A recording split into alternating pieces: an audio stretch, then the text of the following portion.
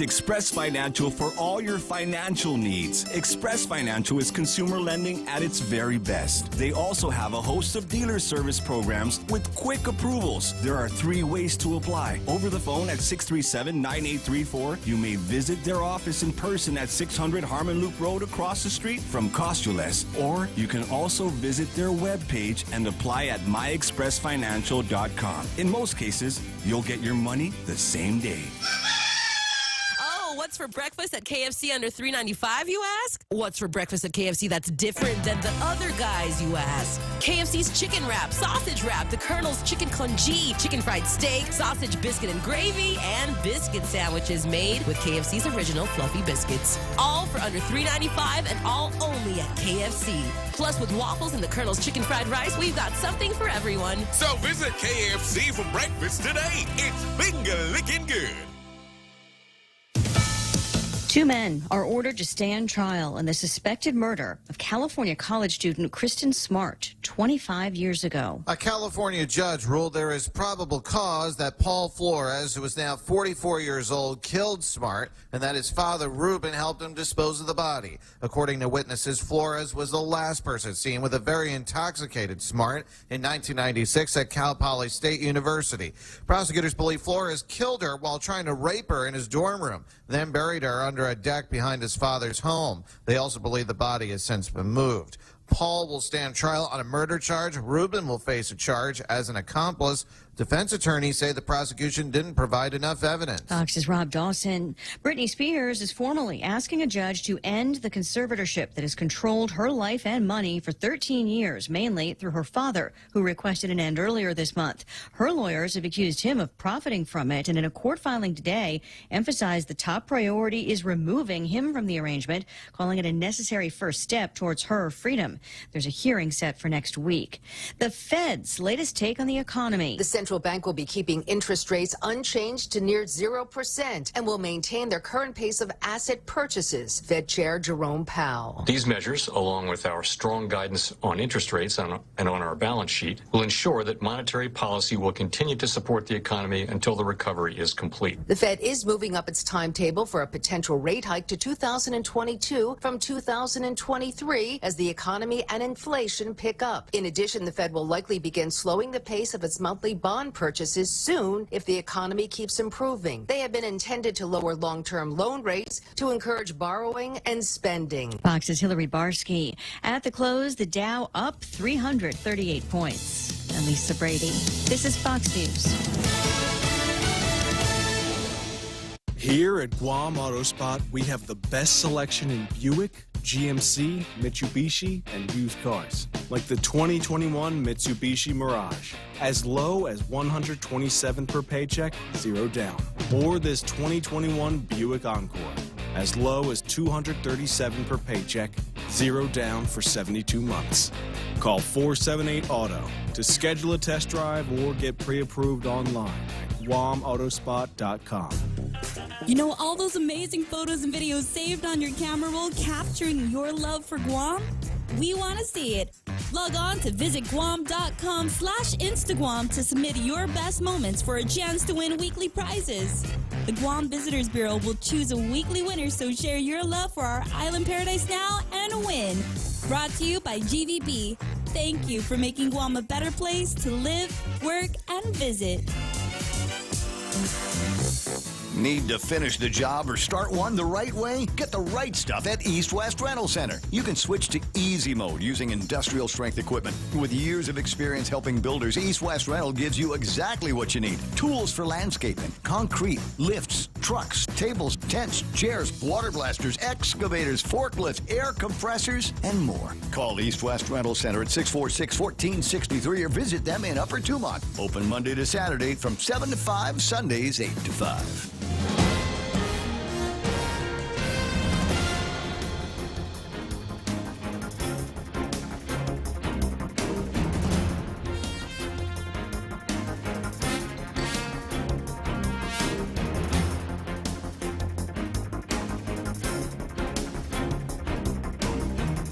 Hafa Day, it's 6:06. I'm Mana Silva Tyron with a look at your local news on the point.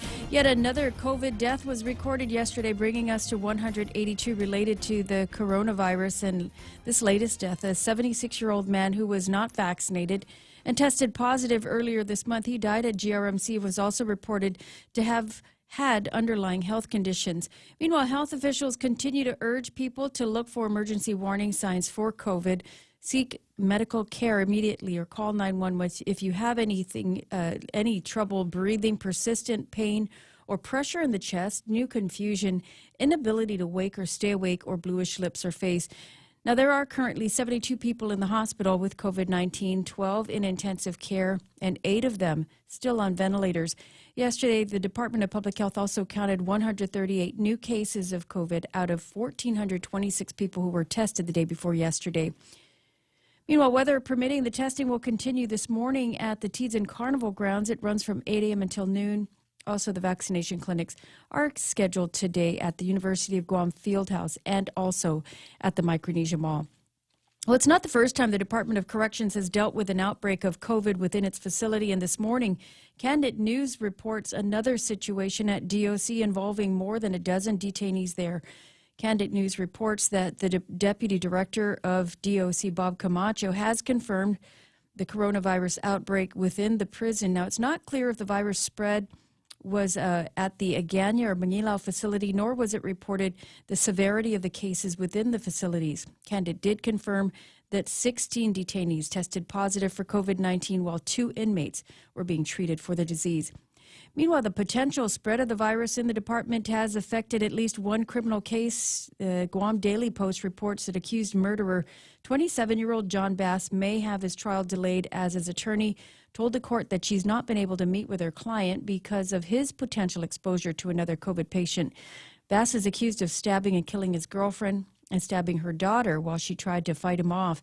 The Post reports that Bass appeared before a Superior Court judge yesterday for a competency hearing. His defense attorney said that she's not been able to meet with her client. She's also waiting for her client's medical records from off-island, and the judge has granted the request to delay the hearing until November.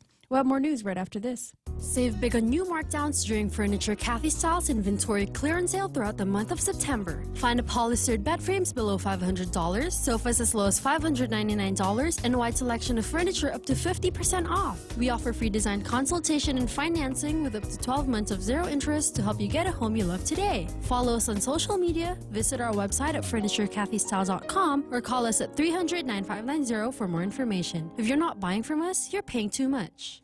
Also making headlines in the Guam Daily Post this morning, a couple accused of brutally abusing 2 teenage boys have pleaded not guilty.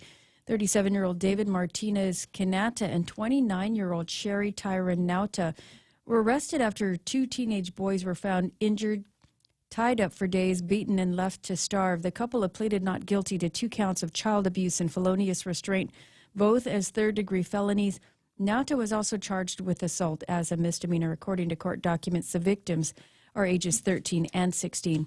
And the National Weather Service says it's not likely to develop into anything more than a tropical depression as it moves toward or through the Mariana Islands, but it will likely bring heavy rainfall. The Weather Service is, as of its latest posting this morning, said that the system is in its formative stages.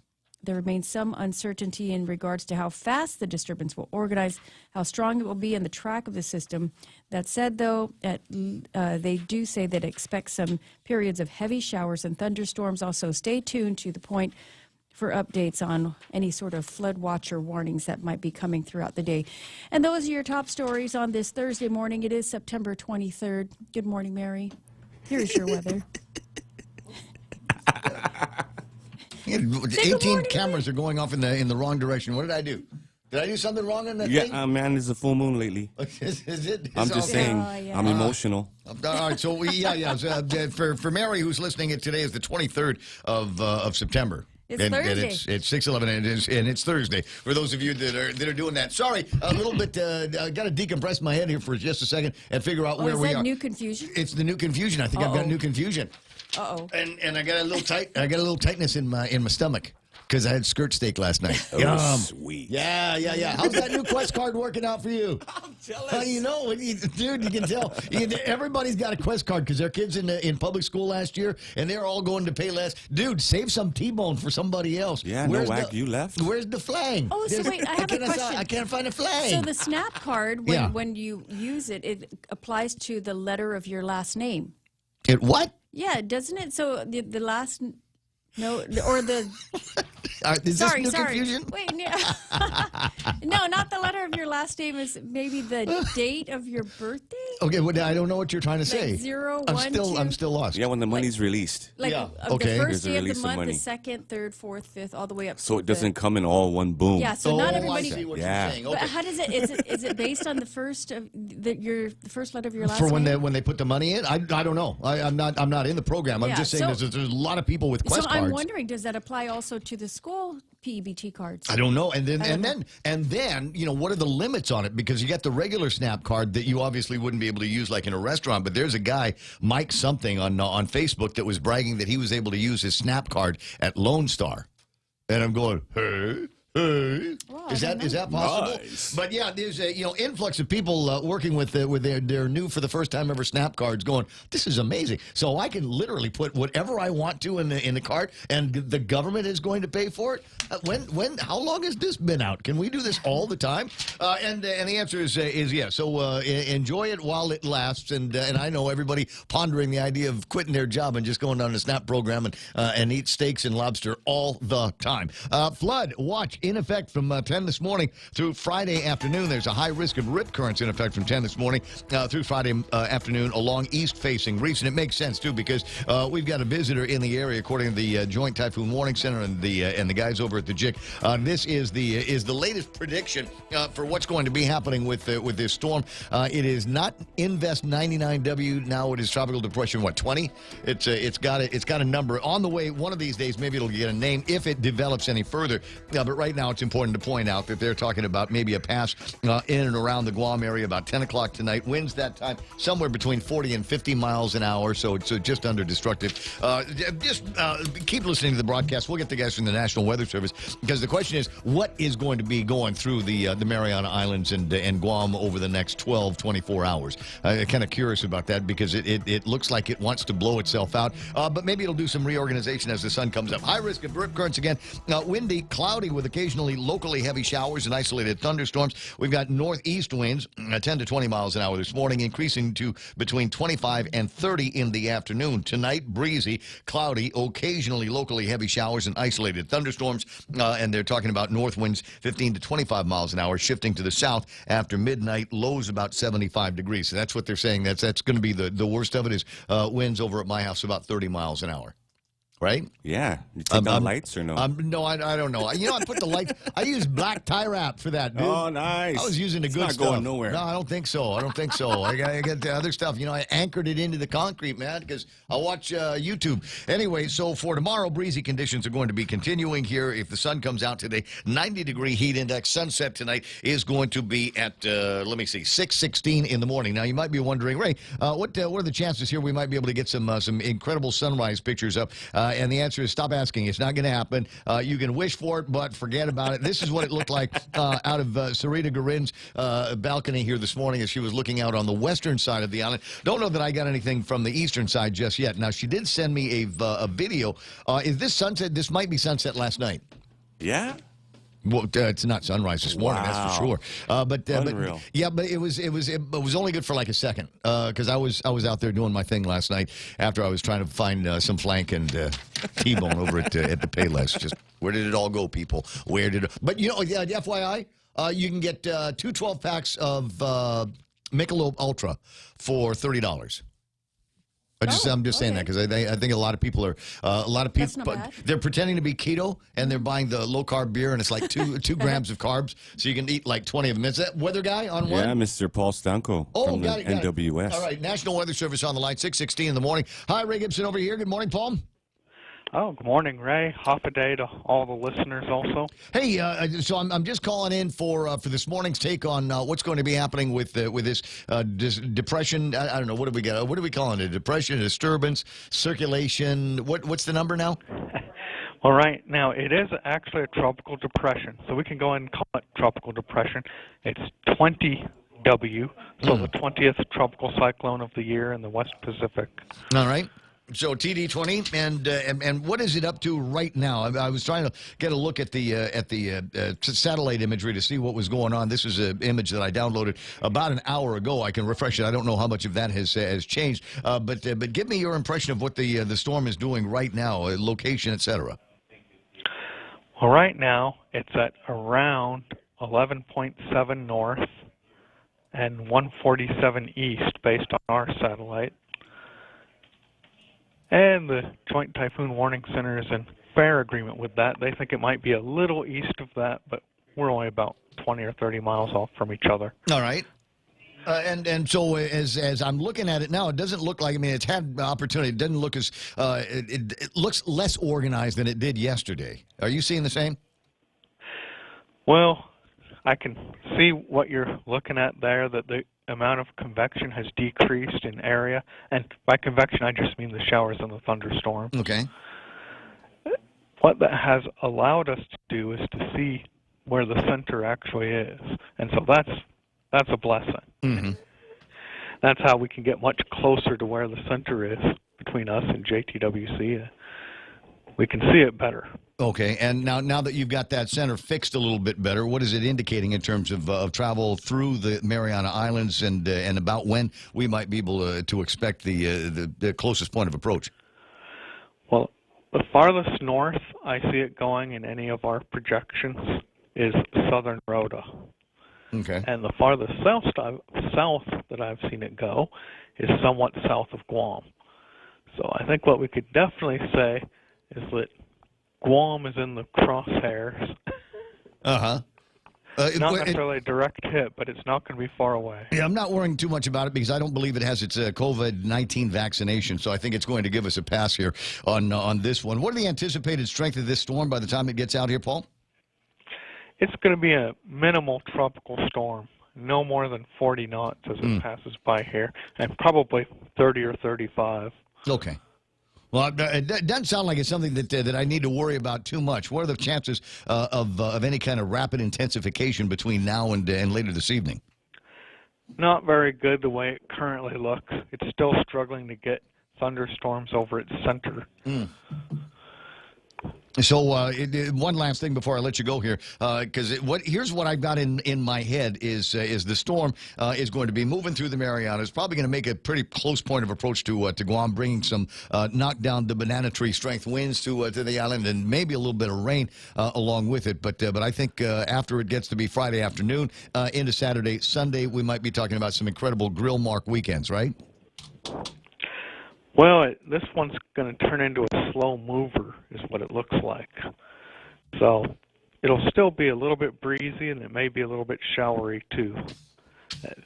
Overall, though, it's just going to be wet season stuff by that time. All right. Well, I'll make plans for either rain or shine. You know, it's funny that you said slow mover, and I immediately started thinking about the last time I was at Kmart, but kind of a couple of ladies. Anyway, Paul, it's always a pleasure talking with you guys over at the National Weather Service. If anything changes, I'll keep an eye out for you and the JIC notices, and if it needs further explanation, I'll call back.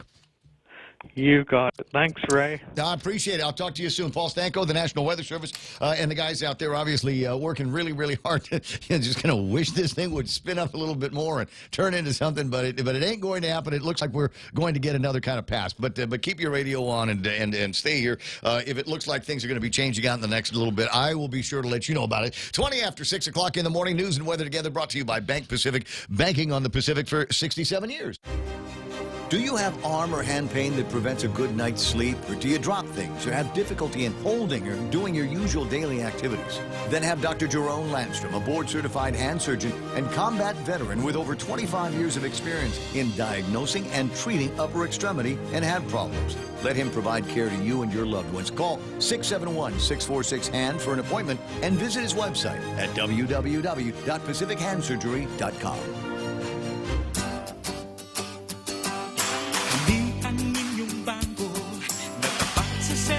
Tunay na kaibigan at handa para sa inyo. Ang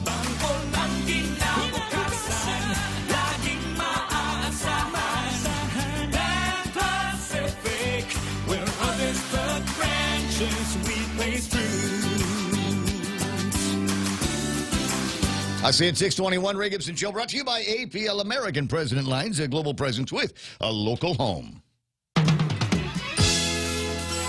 The Ray Gibson Show. Morning talk that matters. New confusion. Call now. 888-TALK. That's 888-8255.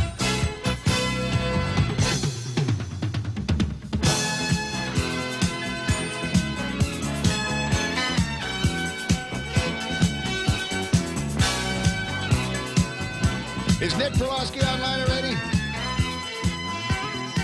I got to check. I'm looking for paging Nick Perlowski. Reason why is, I'm sorry to sound like I'm already getting the show started, but I'm already getting the show started here. Welcome to the program. Excuse the mess. It is the Ray Gibson Show on 93.3 The Point. My name is Ray. Real Joe gets the phone when you call. What's the number again? 888-8255. That's 888-TALK. Montecillo Tyrant with news and headlines and things like that here this morning. And I will say, I will admit to my version of new confusion here. But I'll tell you why. I'll tell you what the trigger was for my new confusion was when Monica started the newscast without the microphone on. Is that what happened? Yep, I hit it several times.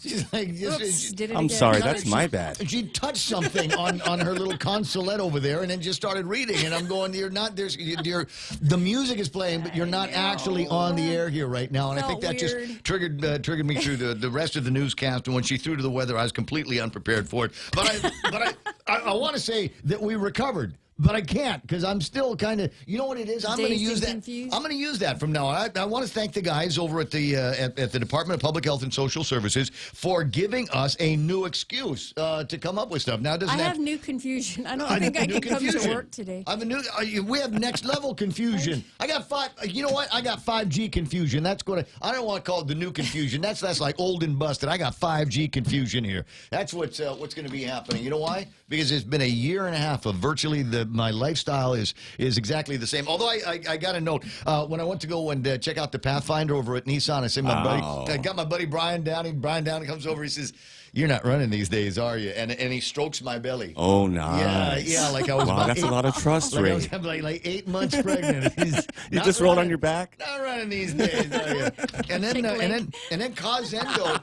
And then he did it too? No, he stroked me in a different place. Oh, wow. No, you know what he did? He reached behind my neck and started grabbing my hair. He says, "Are you going for a mullet?" Very hands-on over there. Mullet, man. Well, you know, there's full-service car dealership, as a matter of fact, over at Nissan. But anyway, so the reason why I'm looking for Nick Perlowski, and I'll see if I can get there's a story up on the internet that originates from the University of Guam, and I want to get this up on the screen because it's talking about a discovery that a couple of students at the University of Guam made. One is Brittany Cison, and there's Brittany up on the screen, and they discovered a new form of algae species. Interesting. Right? Yeah. And there's a picture of Brittany and Nick. I think this is Nick Perlowski's little girl, Gabriella, in the picture. And I wanted to, make a big deal about it because, Nick, a longtime listener of the program. Yeah. He and I've known each other for a long time. His wife's my old classmate and things like that. So I wanted to make a big deal about it. Congratulations on the discovery of a new algae species here in Micronesia. And there is a picture of that new algae species. Never been seen before. The question that I've got is, what did you guys name it? Oh, yeah. I mean, if you could name a new algae, what would you name it in 2021? Not COVID. I just want to know, could you eat it? Oh, yeah. Could we put that little furikake and have that on some sushi rice or something like that? We make the sushi bake. It's worth a shot. I hear that's the future. 6:26 in the morning. But like I said, we're going to have to name the thing at some point. And for this, Nick, I look upon you and maybe Tello Taitagui has a name. Linguini. Right? I don't know. Maybe there. You guys go to work on this over on the Facebook Live. 888-255-888 TALK. 6:26 in the morning, and let's find out who the geniuses are here. Sometimes you want to go where everybody knows your name, and they're always glad you came. You want to be where you can see our troubles are all the same. You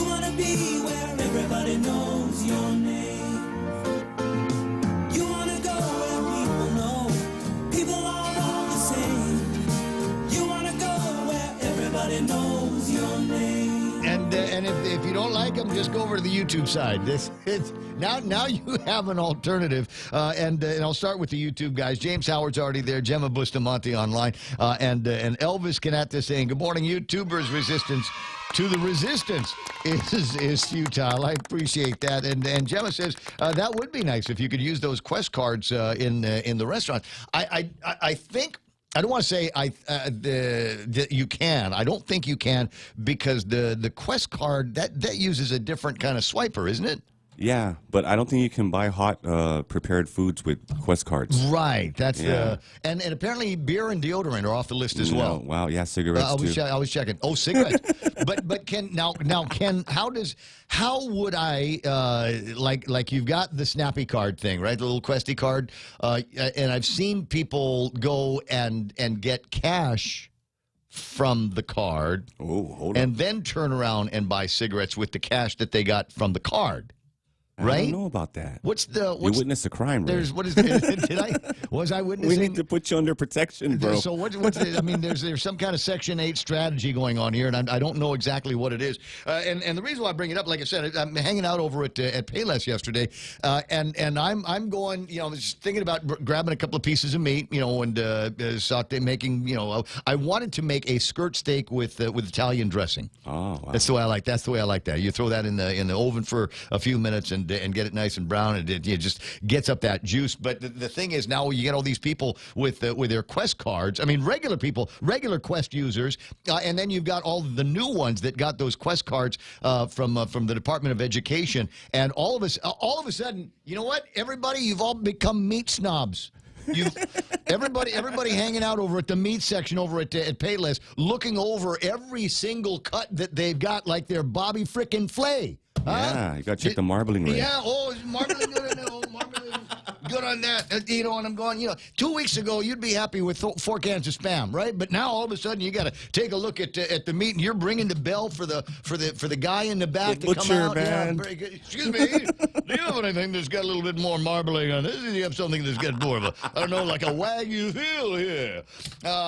And then there's nothing. You get to the chicken and the pork, and there's the plate. It's loaded there because nobody's buying chicken and pork anymore because they got the free government food cards. So we're stocking up on the good stuff. Now, if I sounded judgmental, I'm sorry. That's not where I wanted to go. But it was funny in my head as I was looking at it. There were guys that were examining the individual eggs last night. I was watching at the other end of the mighty Payless. There was a guy, and he's opening up and looking individually at the eggs through the light and all of this other stuff, and like examining. It's like spinning the thing around with wine, right?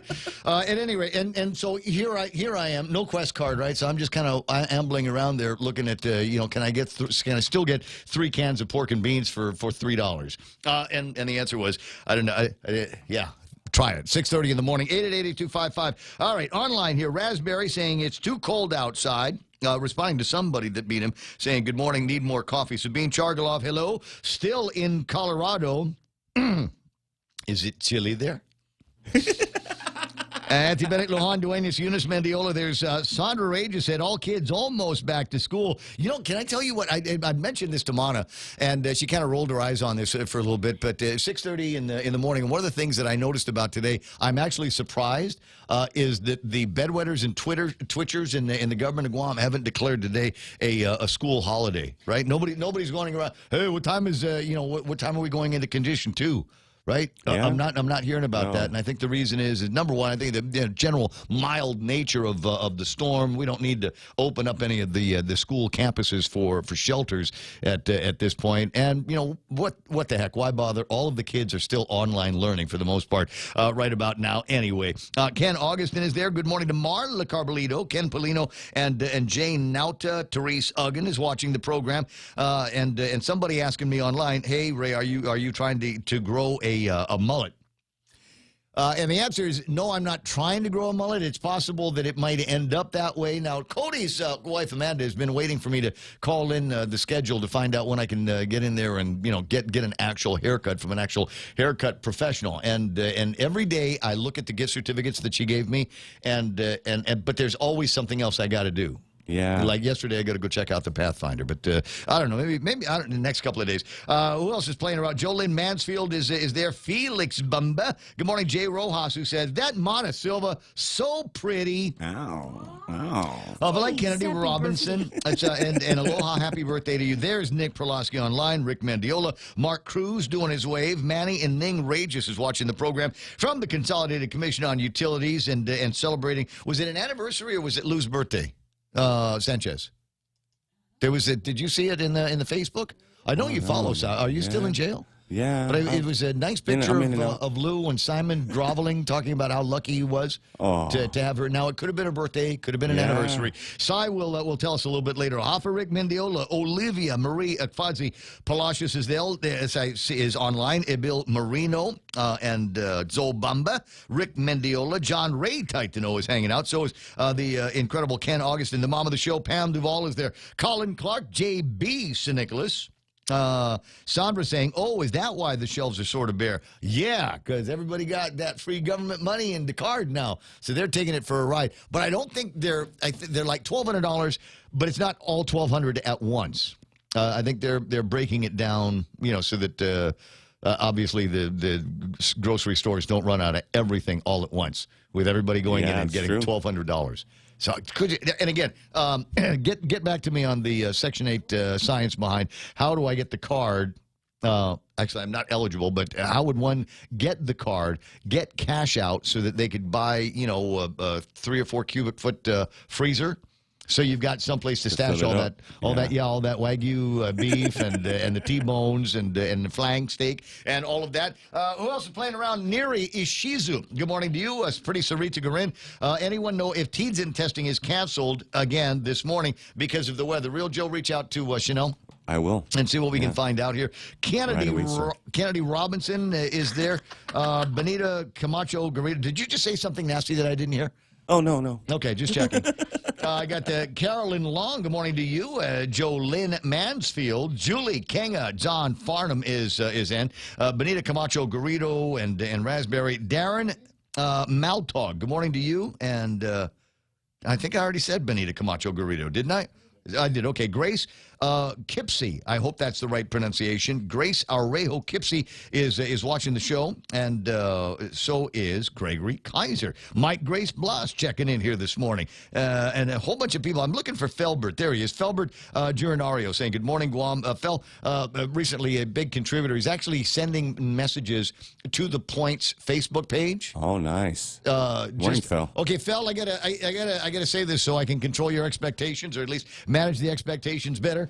If it's important, send it to the WhatsApp. That's 988-5874. If you send it to the radio station's Facebook page, there's a pretty good chance that I won't see that for actual days. Rick Biondo is online, and let me see here.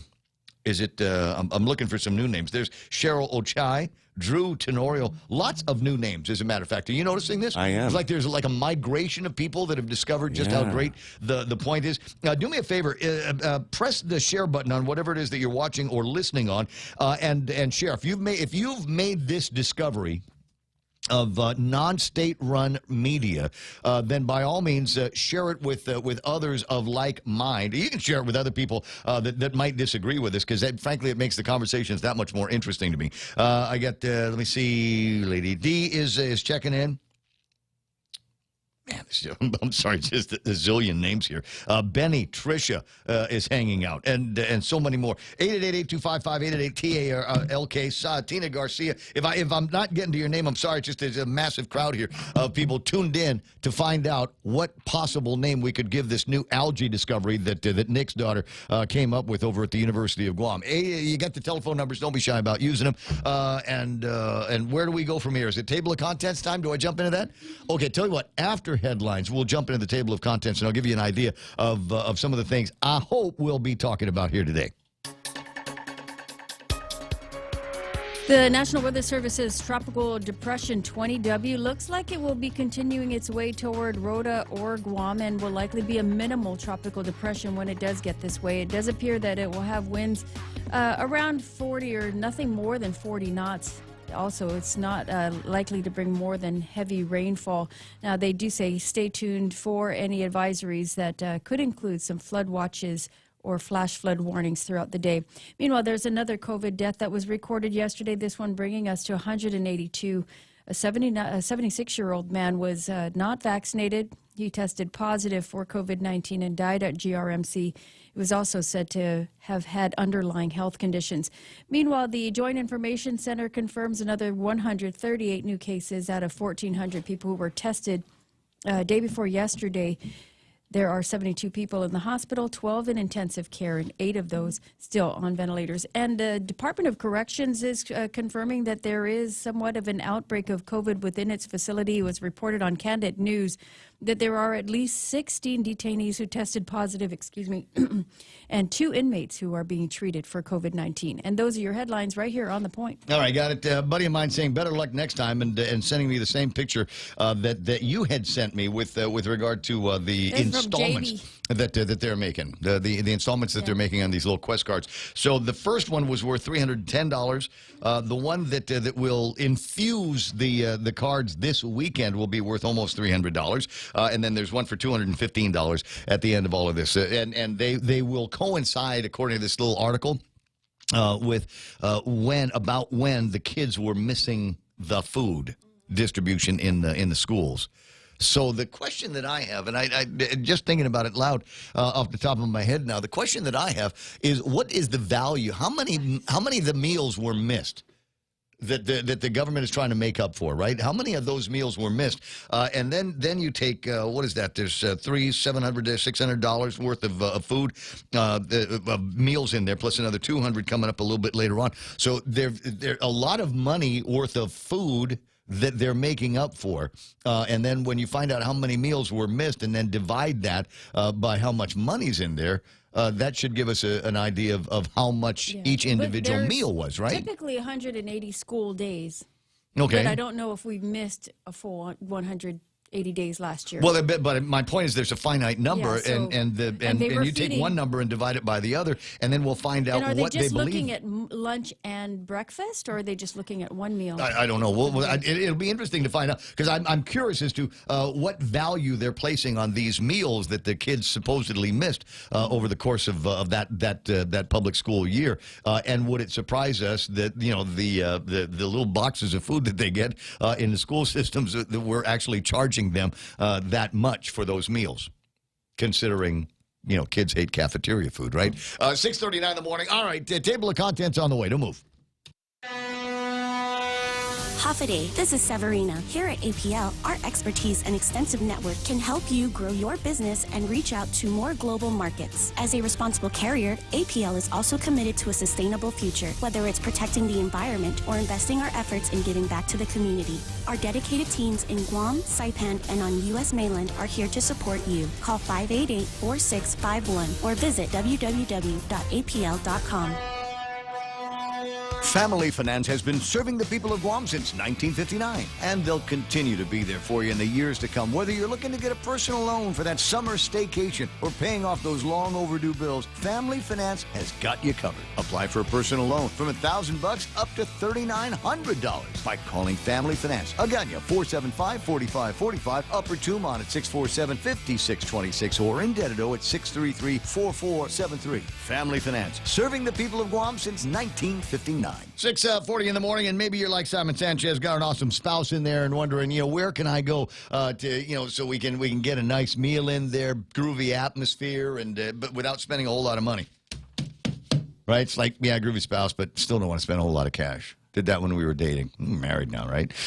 So go to Chili's. They've got the 2 for dining. It's back. Full-on meal deal, 2 for just $35. We'll start off with a couple of great-tasting Coca-Cola beverages, and you can share an appetizer, and then 2 mouth-watering entrees.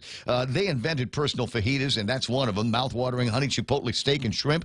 Ooh, steak and shrimp, same plate, yum. And the world-famous fall-off-the-bone baby back ribs. If you haven't made plans for your lunch date today, do it at Chili's. Chili's, 2 for dining, available for a limited time. Dine in, or you can take the order to go and maybe pick a nick on the beach somewhere. 648-7377 to place that order. Second floor of the Tumon Sands Plaza. That's Chili's. Savor the moment. As we get back to business, Docomo Pacific is ready to keep you connected. Introducing Business Bundles Plus. Build a customized bundle with the right internet, mobile, TV, and phone plan for your business. Pay for exactly what you need and nothing you don't. And the more services you add, the more you save. Plus, you can rely on Docomo Pacific's fastest, most reliable network and 24/7 customer support. So build your own bundle and save today with Business Bundles Plus. Call 671-688-2677. Docomo Pacific Business. Work better together. Traffic time. All right, I was just looking at some pictures of soggy morning over at Pirates Cove. Let me see if I can refresh this, get a brand new picture up on the screen to see what's happening. All over Guam's roadways. Nothing is happening anywhere on Guam's roadways. A little bit of intersection traffic at Waiseng Song, and then over to Fatima Mobile, we're seeing a little bit of traffic breaking northbound at the intersection of 1 and 3. Frankly, it looks like the worst traffic right now is at the bottom of Santos Hill, down in Tumon. Don't know what it is. Did they open the T Galleria early? Is that British drivers? Wrong side of the road? I don't know. But it looks like we got something going on there. It looks like a little bit of basic intersection traffic through most of the other spots as well. Getting yourself onto Marine Corps Drive here off of 10 Alpha by the airport, and then looks like some intersection traffic at ITC building, etc. A little bit of traffic on Route 8 as you're making your way into the downtown Gatineau area. That's at the intersection. It'll take you into Tees and over by Payless, because Ray Gibson said something about T-bones and flank steak, and now everybody is going in there early this morning. Let's see what they put in there since last night.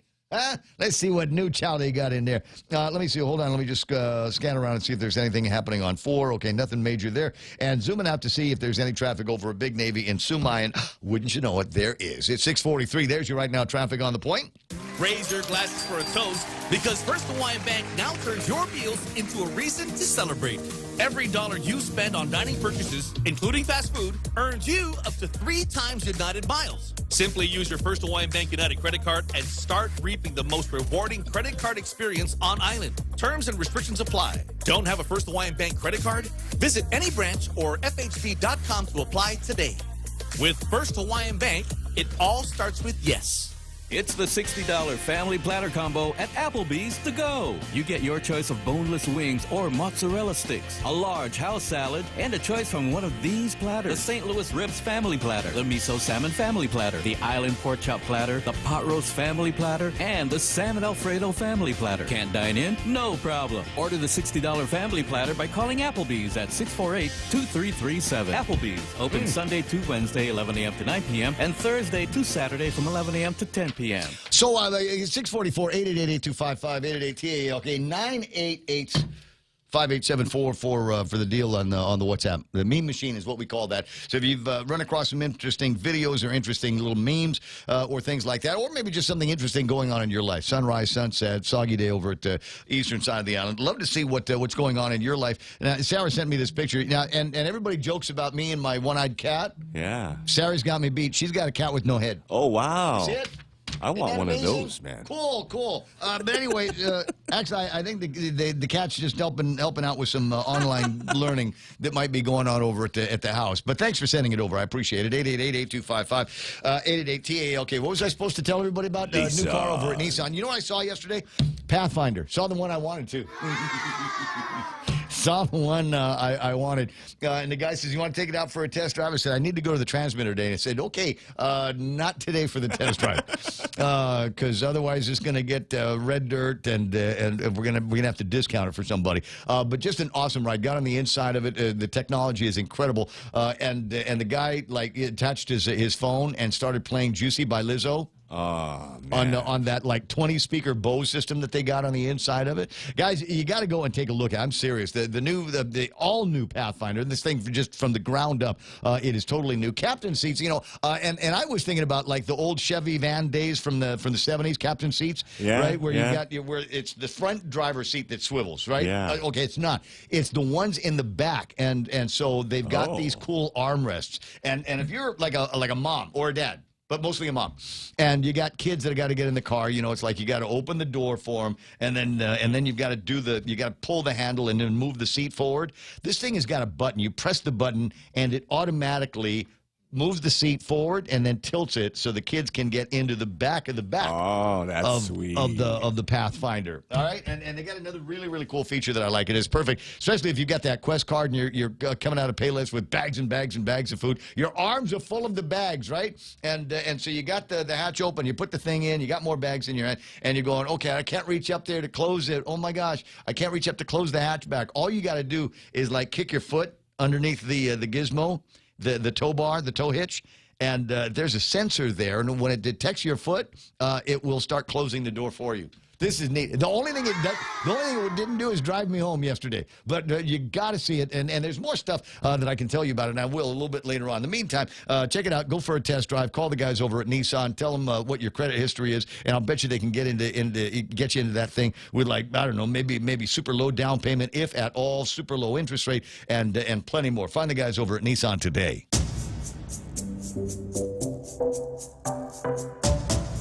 Any speaker, anytime.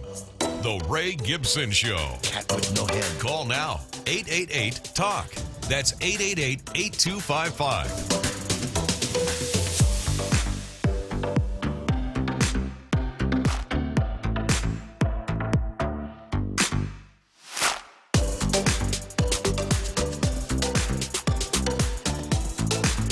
There's some details here. The plan states there should have been 157 meal serving days during the last school year, taking into account holidays and other non-instructional days. Students are to receive $7.97 in SNAP money for each missed serving day. All right. Well, then there's the number, and so we'll divide and see if we come out to that $7.97 deal. And what a great. You know what? Can we make that a choice?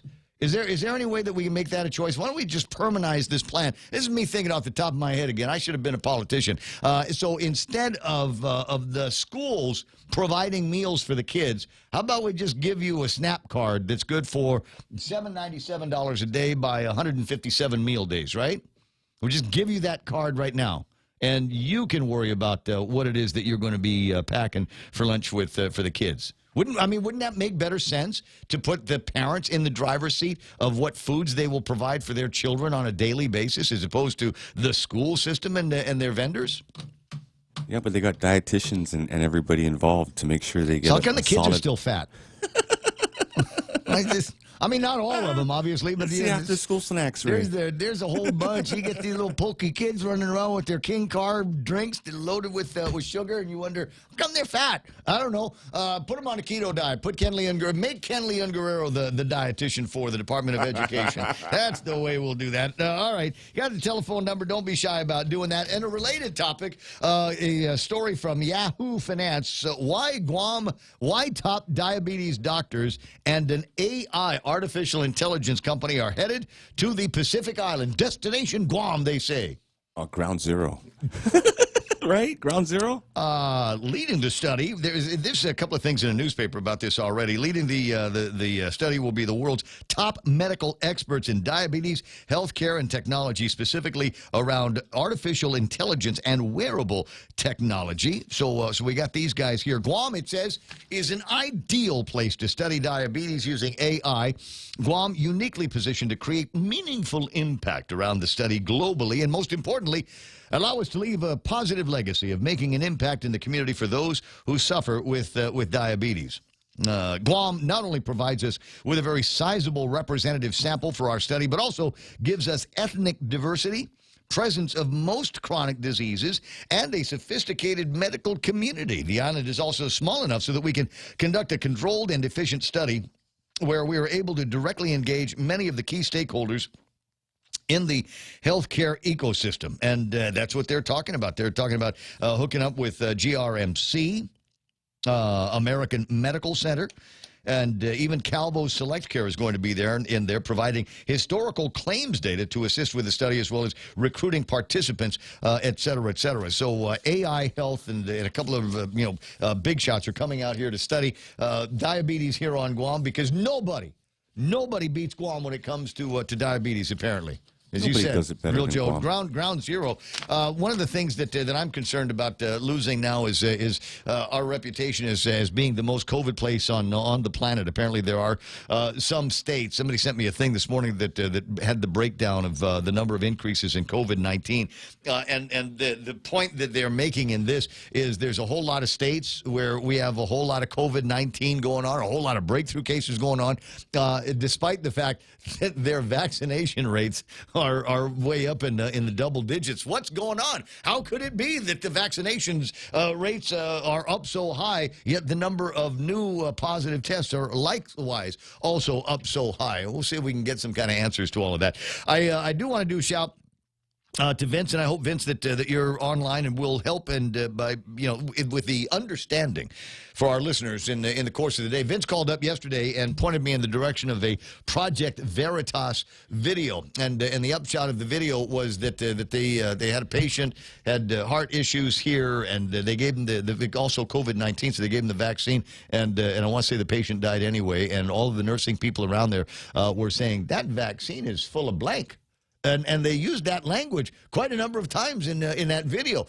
And I know because I got 18 different versions of that video that got sent to me from a variety of sources, up to and including YouTube. So you better watch it before they end up taking it down. There seems to be a whole lot more of those. There was another video that got sent to me yesterday, and this one was the one that Real Joe and I were talking about. And it involved a number of construction dudes in Australia. Oh, yeah. Men at work. Oh, yeah. And the first thing, I'm watching the Men at Work, right? They send me the link for the video on this, and the first thing that it has in it is an explicit language warning. And despite the fact that these blokes were Australian, I was able to make out the curse words that they were saying. Wow. Yeah. Kind of reminds me of spending some time with my buddy George Chu and Frank Ariola. But anyway, so we got. I'm listening to the thing, and what it is it's a bunch of construction guys, and they got a massive union, you might imagine, of construction guys, and they are all upset because the union didn't stand up for them, and now as a result of new vaccine mandates that they have there in Australia, which is quickly becoming a seemingly totalitarian state and cracking down on conversations. These kind of people that can show up at your house and say that post that you put up on Facebook, that goes against the groupthink.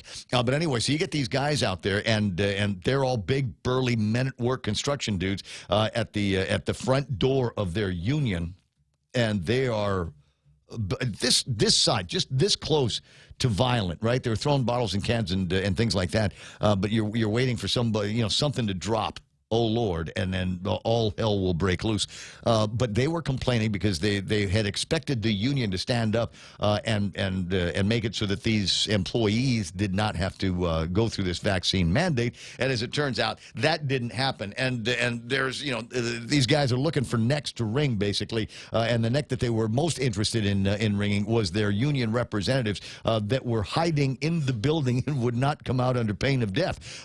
Now, you might be wondering, where were the police? And the police were watching. They didn't do anything. They might have said a few things about, well, try to maintain order, and we hope that eventually you guys leave. But they weren't actually, water cannons and rubber bullets and tear gas at that particular gathering. Apparently, there had been one earlier, and it was a bunch of little old ladies and beta men that were involved in this roundup. And the police took advantage of the frailty of the crowd, apparently. But when it came down to big, burly construction guys that are like two Real Joes in one, yeah. Police didn't do a whole lot, and you start to wonder just how at which point now, at which tipping point for different groups and organizations that are going to be affected. You know what today is? Today is the 23rd. 24th is when Guam's full-blown mandate vaccine is going to be happening for employees in the government, in the executive branch, and people that are going to either have to get vaccinated or get tested on a regular basis. Now I got a note from at least one guy this morning, and Real Joe, see if you can get Chanel a little bit earlier today, because he had an interesting question along with Sarita's. What's going to be the deal for testing today? But he wanted to know if there's any testing that goes on for free on Sundays, because he wants to be able to go to work on Monday unvaccinated with a recent negative test. so his boss and his supervisor might be able to stay off of his back. And the answer is I don't know whether there's going to be any. They traditionally there are none. Traditionally don't do a whole lot on but Sundays. They might start. I mean, for this new. Well, it's either that's gonna go into it's effect. either that or what's the teacher going to do that's got to be in the campus Or you go to one of the at clinics 7 and o'clock. pay. Yeah, or go to one of the clinics and And I tell pay. you, it's pricey from what I hear. I have not heard. Well, I heard somebody who tried to go to Express Care Mhm. and came away saying, "Man, I don't want to pay the $200," and then you don't get the. Can you results. use the Quest card for your test? It depends on who you know. I think that would be a good thing if you could figure out a way to turn that into some kind of you can use that to get yourself into and out of all kinds of trouble. Use that. I'm just saying. 888-8255. You're tuning in, wondering about what's going to be happening with the weather today. They are predicting that, and in fact, the first version I saw, our friend from Muntinlupa? Oh, yeah. Yeah, Ricardo. He sent me their weather people's prediction on what was going to be happening with the storm. Does it look like ours? It looked just like ours. Wow. It looked just like ours with a pass over Guam at about 35 knot winds. And I said, oh, okay, 35 knot winds. At 35 knots, I don't generally worry about what's going to be happening in the backyard and putting up shutters and things like that. That's where it stands about right now. Later on today, we'll watch the weather get progressively worse until the thing makes its closest point of approach. And maybe the only way that you're going to know that it's made at CPA is when the wind shifts directions, if you're still awake. If you're still awake at night. Now, that's the way it looks this morning. That's the way it looks in the 6 o'clock hour. What's it going to look like at noon? What's it going to look like at 6 o'clock tonight? That's why you never take your eyes off a storm. The same way I say never turn your back on a Guam sunset. Never turn your back on a storm out in this area. Don't want to get surprised. All right. Now, anything else that's worth talking about? As I said, Simon Sanchez is online. Maybe we'll run into him and see what he can tell us about some financing that GWA would like to do. Guam Waterworks Authority looking for some short-term financing to set them up for some longer-term financing. About $300 million is what they're looking for. Can I make a suggestion? Rather than go, talk to Gita and, bond counselors and crap like that, why don't we just make it easy? Governor Lulian Guerrero sitting on, $553 million worth of rescue plan money? Borrow that from her. Borrow it from the Bang of Lu. And I don't mean Bank of Guam here. I'm talking about, you take that money, use some of that money. She said, well, I want $300 million to use for the hospital. Well, we're not going to build the hospital tomorrow. Do we need $300 million set aside, not doing anything? We might be able to charge GWA for a little bit of interest on that and use that to, buy the tile for the new hospital when that's going to get built, maybe sometime in my daughter's lifetime. But like I said, it doesn't do us any good to let that money sit there. If we've got capital, then I think maybe we ought to see if we can help out our brothers over at GWA and make it easier on the ratepayer. Anybody thinking about making things easy for? You're getting the Quest card, so stop complaining. It's 7 o'clock in the morning. The radio station, KUSG, got you 93.3 The Point. My name is Ray. Mana's got news and headlines coming up after Fox News Live. Jerry Roberts has got the Extra Point, a good one for a Thursday morning, and then we'll take a look at some of the other very interesting topics that occupy my brain and the table of contents. You're welcome to make requests as well. You want me to riff on something or you want me to find out about something, I'll take care of that right here on The Point. Presidential priorities. Lisa Brady, Fox News. Democrats trying to find consensus within their own party to keep the president's agenda on track. Groups of Democrats have been shuttling to the White House as leaders in the party try to forge ahead on an infrastructure bill and domestic spending measure central to President Biden's agenda. We're calm and everybody's good and our work's almost done.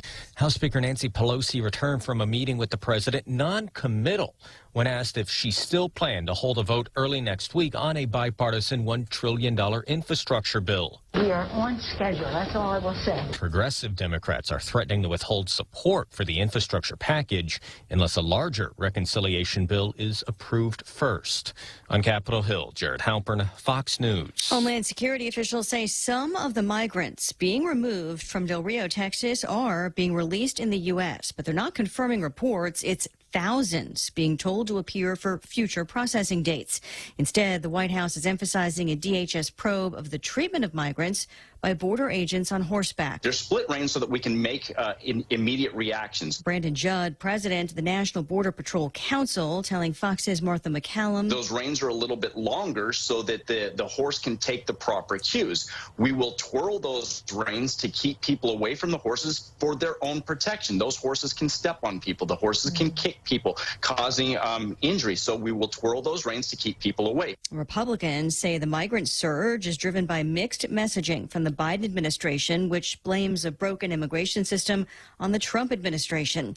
More manpower on the fire front lines in California's Sequoia country, where wildfire is still threatening the famed giant trees. Over 2,000 firefighters now battling 2 fires in that area. America is listening to Fox News. Need to finish the job or start one the right way? Get the right stuff at East West Rental Center. You can switch to easy mode using industrial strength equipment. With years of experience helping builders, East West Rental gives you exactly what you need. Tools for landscaping, concrete, lifts, trucks, tables, tents, chairs, water blasters, excavators, forklifts, air compressors, and more. Call East West Rental Center at 646-1463 or visit them in Upper Tumont. Open Monday to Saturday from 7 to 5, Sundays 8 to 5. Hafa, this is Josh here at APL. Our expertise and extensive network can help you grow your business and reach out to more global markets. As a responsible carrier, APL is also committed to a sustainable future, whether it's protecting the environment or investing our efforts in giving back to the community. Our dedicated teams in Guam, Saipan, and on U.S. mainland are here to support you. Call 588-4651 or visit www.apl.com.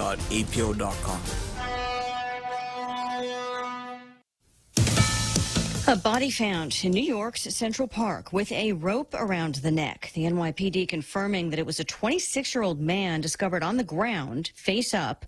Paramedics pronouncing him dead at the scene. A woman gardening found the body, and it's believed the man was homeless. Parts of a Florida law on immigration enforcement are struck down by a federal judge as racially motivated. U.S. District Judge Beth Bloom says the parts of the law that raised the red flag were the section banning local government sanctuary policies and requiring local law enforcement to make an effort to work with federal immigration enforcement. The bill was signed into law by Florida Governor Ron DeSantis in 2019 and was a priority of his administration. DeSantis' spokesperson says the state would appeal. Bloom ruled that sections of the law were racist because supporters showed no evidence as to why those provisions were needed to reduce crime. She also said the sponsor of the bill was guided by anti-immigrant hate groups. Fox's Rob Dawson. The Fed signals it's concerned about inflation, suggesting it may start nudging a key interest rate next year instead of the year after. Stocks hold their own, though. The Dow was up 338. A popular website offering predictions for next year's top baby names. Nameberry.com sharing its 2022 baby name trend predictions, which reps suggest will focus on fun, fantasy, hope, and strength as folks look to adventure and connection amid the pandemic. Playful predictions include nicknames or terms of endearment like Bear and Buddy, spiritual monikers including True and Shine, those that pay tribute to music like jazz and symphony. Reps also predict the binge-worthy Netflix hit Bridgerton will inspire names including Daphne, Simon, Eloise, and Marina. Fox's Kristen Goodwin and Lisa Brady. This is Fox News. There's so much that's new with the Eat Fresh, Refresh at Subway restaurants that we can't possibly fit it all into one radio spot, but I'm gonna try. There are amazing new toppings like hickory smoked bacon, bacon and smashed avocado. Try your favorite sub on the new breads like the hearty multigrain wheat or the artisan Italian white bread. Not to mention Subway's thicker, juicier steak. That's all I have time for. You gotta refresh to be fresh. Only at Subway. Over the past 5 years, confidential data and network breaches have doubled for small and large businesses, resulting in huge financial loss. At GTA, our multi-threat security bundle is a cost-effective solution monitored by our team of experts, ready to detect known malware and stop new evolving cyber threats before entering your network. Protect your business with confidence and call 671-644-1000 or visit gta.net/enterprise. GTA, we start with you. If you're a veteran and have upper extremity and hand problems that's interfering with daily function, have Dr. Jerome Landstrom, board-certified hand surgeon and combat veteran experienced in combat and civilian traumatic injuries, treat your injuries and hand impairments to improve the use of your hands in your activities of daily living. Call 671-646-HAND or visit its website at www.pacifichandsurgery.com.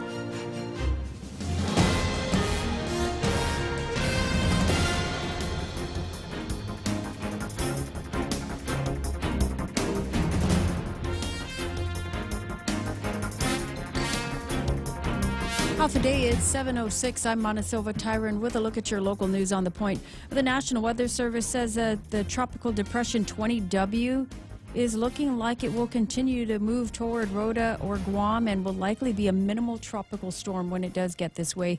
Meteorologist Paul Stanko this morning said that it's not likely to have anything more than 40 knots of wind and will definitely bring us some heavy rainfall.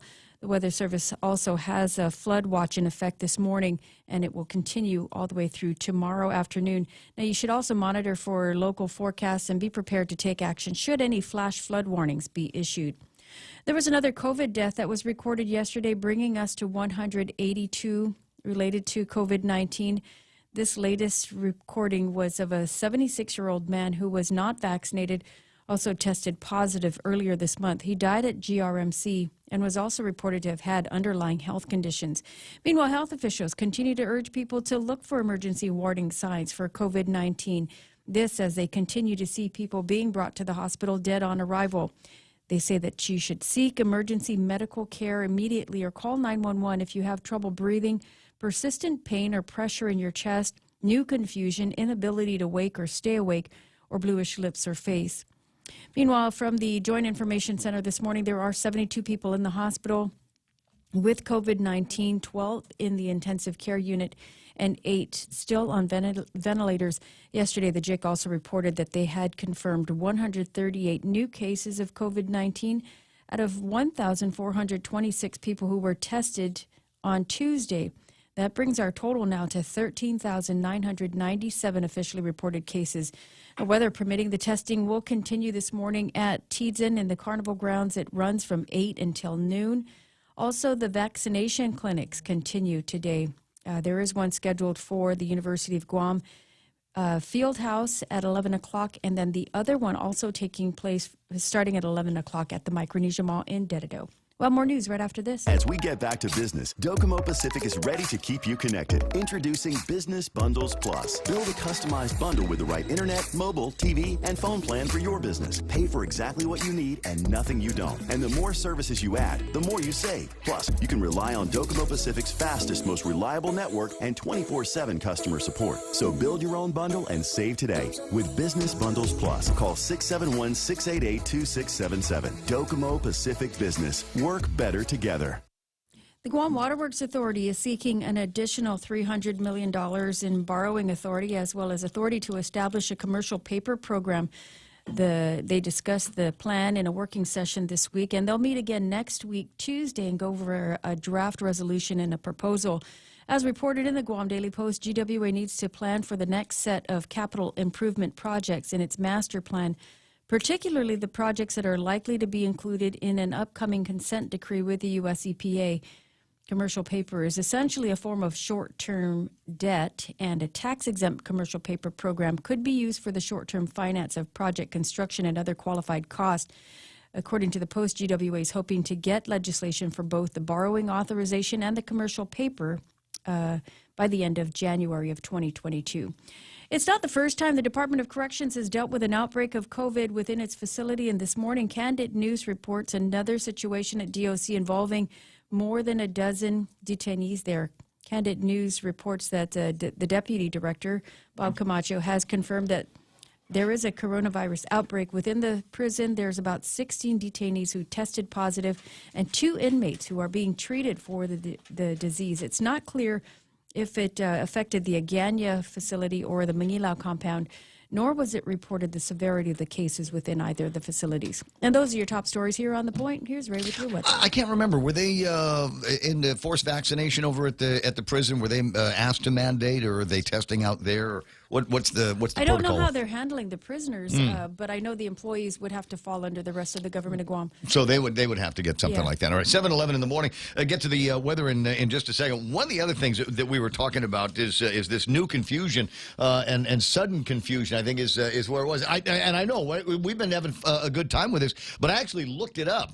New confusion, or what they're referring to as a sudden confusion, and it's actually pretty serious. This is not the same as where did I put my glasses? Have you seen the keys to the car? Why did I walk into the room? Kind of new confusion, or generally just the random way that we do this morning show, which is kind of confusing sometimes, even to me. But listen carefully, because delirium is what they're referring to, a particularly important symptom of COVID-19 for elderly people, especially those that are frail. There's two types, with both show a new change from a person's normal behavior. So look out for mom and dad and see if they are experiencing things like this. The first is hyperactive delirium, where someone abruptly changes in their character and starts acting strangely. They may be agitated or distressed, even aggressive. And the sort of delirium is obvious to those caring for them because of what they say or do. So if people have started freaking out around you and maybe becoming pretty noisy and aggressive about it, that could be the hyperactive version of delirium, this new confusion that they're talking about over at Public Health. The second type, and this one here seems to be a little bit more dangerous, hypoactive delirium, which is more common and harder to spot. People with hypoactive delirium become withdrawn, less responsive, or engaged in what's going on around them, and sometimes drowsy. They can also become incontinent. They didn't realize that they need the toilet. They stop eating and drinking. Sometimes a person with delirium can be disoriented in time and place, which is not always obvious unless they are asked directly. So this is something that you need to look out for. And again, they're talking about individuals that are elderly and frail. Add that to the other list of symptoms: trouble breathing, persistent pain or pressure in the chest, inability to wake or stay awake, and the big one to look out for is bluish lips or bluish face. And add those. If you're starting to see and feel some of the things that we're talking about, seek medical attention immediately. 7:13 in the morning. Weather-wise, here's what we got for you. There's a flood watch in effect from 10 this morning through Friday afternoon. High risk of rip currents in effect from 10 this morning through Friday afternoon, mostly along east-facing reefs, because that side of the island is where the storm is currently at. Maybe it'll move after it passes. Today, windy, cloudy, and occasionally locally heavy showers and isolated thunderstorms. We're getting a lot of that on Facebook Live here. People reporting that a couple of things to worry about because of the heavy rains that are falling. And at least one person that says his kids got their driver's license. So something else to be worried about. Northeast winds, 10 to 20 miles an hour this morning, 20 to 30 later in the afternoon. And tonight it will continue to be breezy with north winds 15 to 25 miles an hour, which will shift to the south after midnight, after this 20W makes its closest point of approach to Guam and Rota. Lows around 75, daytime highs today 84 with a heat index. It'll feel like 90 degrees. And I was kind of hoping that as 20W made its way through the Marianas, it would drag a whole lot of the crap weather with it. But apparently the guy from over the National Weather Services says it'll take all of its crap weather with it, but the weather behind it is also rainy season weather. So manage your expectations for grill marks this weekend. Sunset tonight's going to be at 6:16. Hashtag tell the others. That's news and weather together here on The Point. Here at Guam Auto Spot, we have the best selection in Buick, GMC, Mitsubishi, and used cars, like the 2021 Mitsubishi Mirage, as low as $127 per paycheck, 0 down. Or this 2021 Buick Encore, as low as $237 per paycheck, 0 down for 72 months. Call 478-AUTO to schedule a test drive or get pre-approved online at guamautospot.com. There's a steak with your name on it at the new Longhorn Steakhouse. Flo's Filet is an exceptionally tender center cut. The New York Strip is a steakhouse classic, and Longhorn's famous outlaw ribeye is well marbled and fire grilled. Longhorn is ready and waiting to pour you a margarita and make you a steak. Longhorn Steakhouse is open daily from 11 to 10 p.m. 7:15 in the morning. Just a reminder, day after tomorrow is the deadline for you to sign up for Take Care for your healthcare providers. And they got all kinds of stuff, great programs in there, healthcare programs for men and women. And then we've got global providers that will take care of consults and things like that when you ask the hard questions over at Take Care, our island, your health plan. And for those of you that have got great Docomo service at your house, you got a Docomo phone, you got the internet thing going, and you're going, boy, it would be great if I had this kind of thing at my office. They can do that for you. Docomo Pacific Business has customized bundles for you, so they will scale up the right kind of internet, mobile, TV, and phone plans for your business. And you're going, TV at work? What's that for? That's for the ninais in accounting. Those are the ones that you got to take care of because they want lunchtime. They want to go to the lunchroom and watch their soap operas. So it's always a good idea to have TV. You can have it in the the lobby and things like that, so people can see what's going on in there. But that in and of itself is why you want to have television over at your place. And Docomo Pacific will bring you good TV. Docomo Pacific Business, work better together. The Ray Gibson Show, bringing you closer to the action. This is The Point, Guam's FM News Talk Superstation.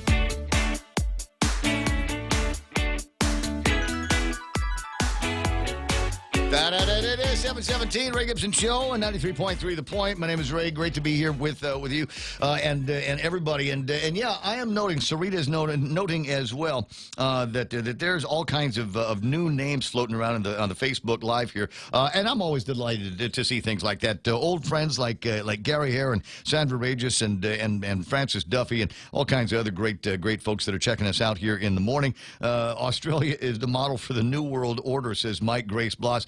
I think their politicians have said as much. I think some of the people that I've seen on their TV shows have basically said, yeah, that's exactly what's going on. Just get used to it because this is the way it's always going to be.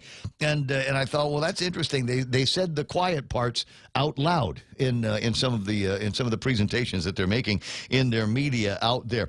We were talking about getting tested on Sundays. And you can go to dphss.guam.gov, and there's a listing of places where you can go and get tested or vaccinated or treatments for absolutely free. Now, I don't know whether it says anything about a schedule. I'll look at that a little bit later on. Post Canteen writing that HRA and AMA are doing tests for just $25 for those of you that find yourself in a position where you got to do that. Oh, my God, is my favorite accountant. Benita Minglotnia online here this morning. My favorite CPA. Who else is there? John LaRue. Amanda James is watching. Amanda James, that's Cody's wife, the one with the haircut place in Agania near Stax, said, I will literally schedule you right now for my haircut. And now you know what? I've probably got a couple more moving parts. This is what I'm going to wait for, Amanda, from over at Cuts. This is what I'm going to wait for. I'm going to wait until Stax is open. That way, well, it's not like I can go in anyway, right? But I'm going to wait until Stax is open. That way, I can go and get the haircut. And in the last couple of minutes of the haircut, where you're foofing me with the powder in the back of the neck and doing all that stuff. At that point, then I will call in my order for a classic and a beer over at the place. That's what I'm thinking we'll do. So I'll be able to walk over with my nice fancy haircut and go pick up my food from over at Stax. That's the plan that I've got in my head. Couple of interesting, before we get into Jerry Roberts and the Extra Point and look at what's going on in the market, couple of interesting kind of webinar things that you can get involved with.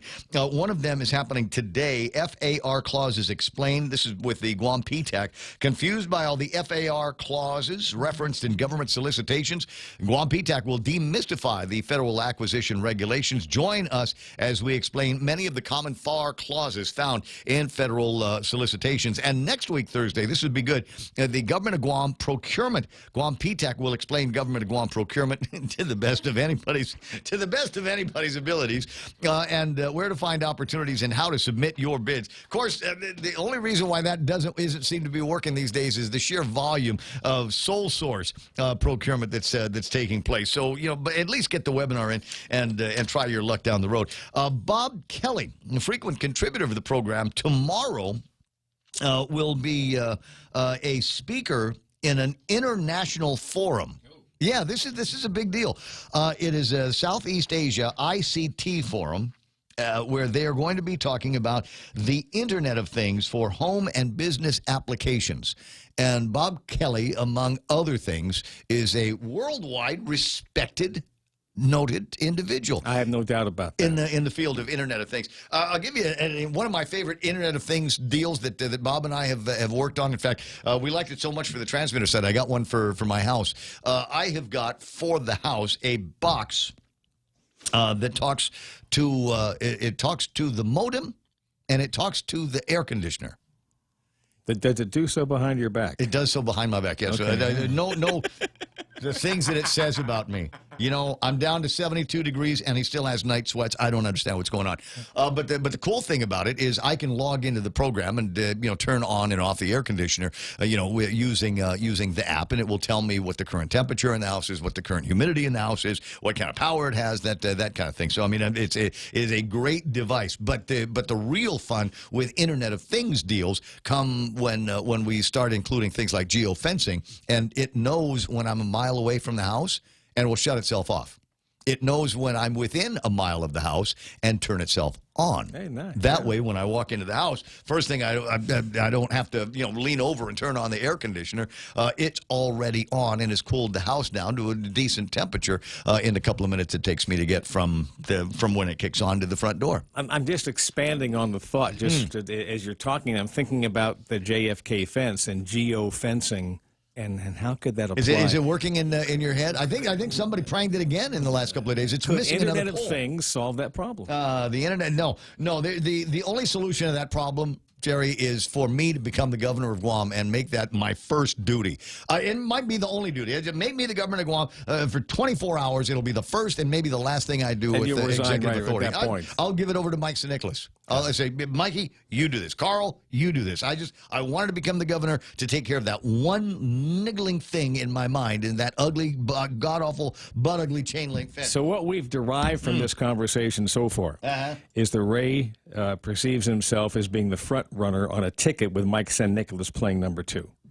Okay. I just want to get that clear. And?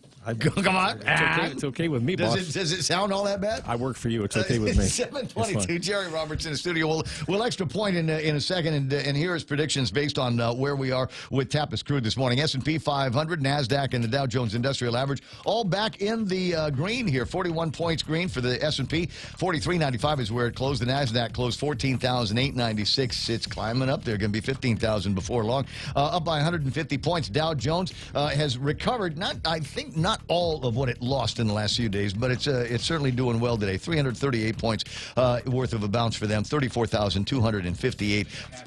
They got about half of what they lost the value of it. FTSE is up by 102. Nikkei down by 200. I got Hang Seng cranking at 122 points in the green. Shanghai up by 14, and the DAX is up by 158. Big movers on the Dow today. Let's see what the industries are. Boeing in the airplane business. Chevron, American Express, Goldman Sachs, and J.P. Morgan. Out around the bottom, United Health, Amgen, Johnson & Johnson, Walmart, and Walgreens. And NASDAQ, you want to take a look and see what's happening there. Bookings holding NXP, Semiconductor, JD Com, Nvidia Corp, and Netflix. Happy to see a couple of big chip makers in there as well. Maybe we've got some green shoots in that industry. And I tell you what, the guys that are most interested to see green shoots in the chip industry are the guys in the car game.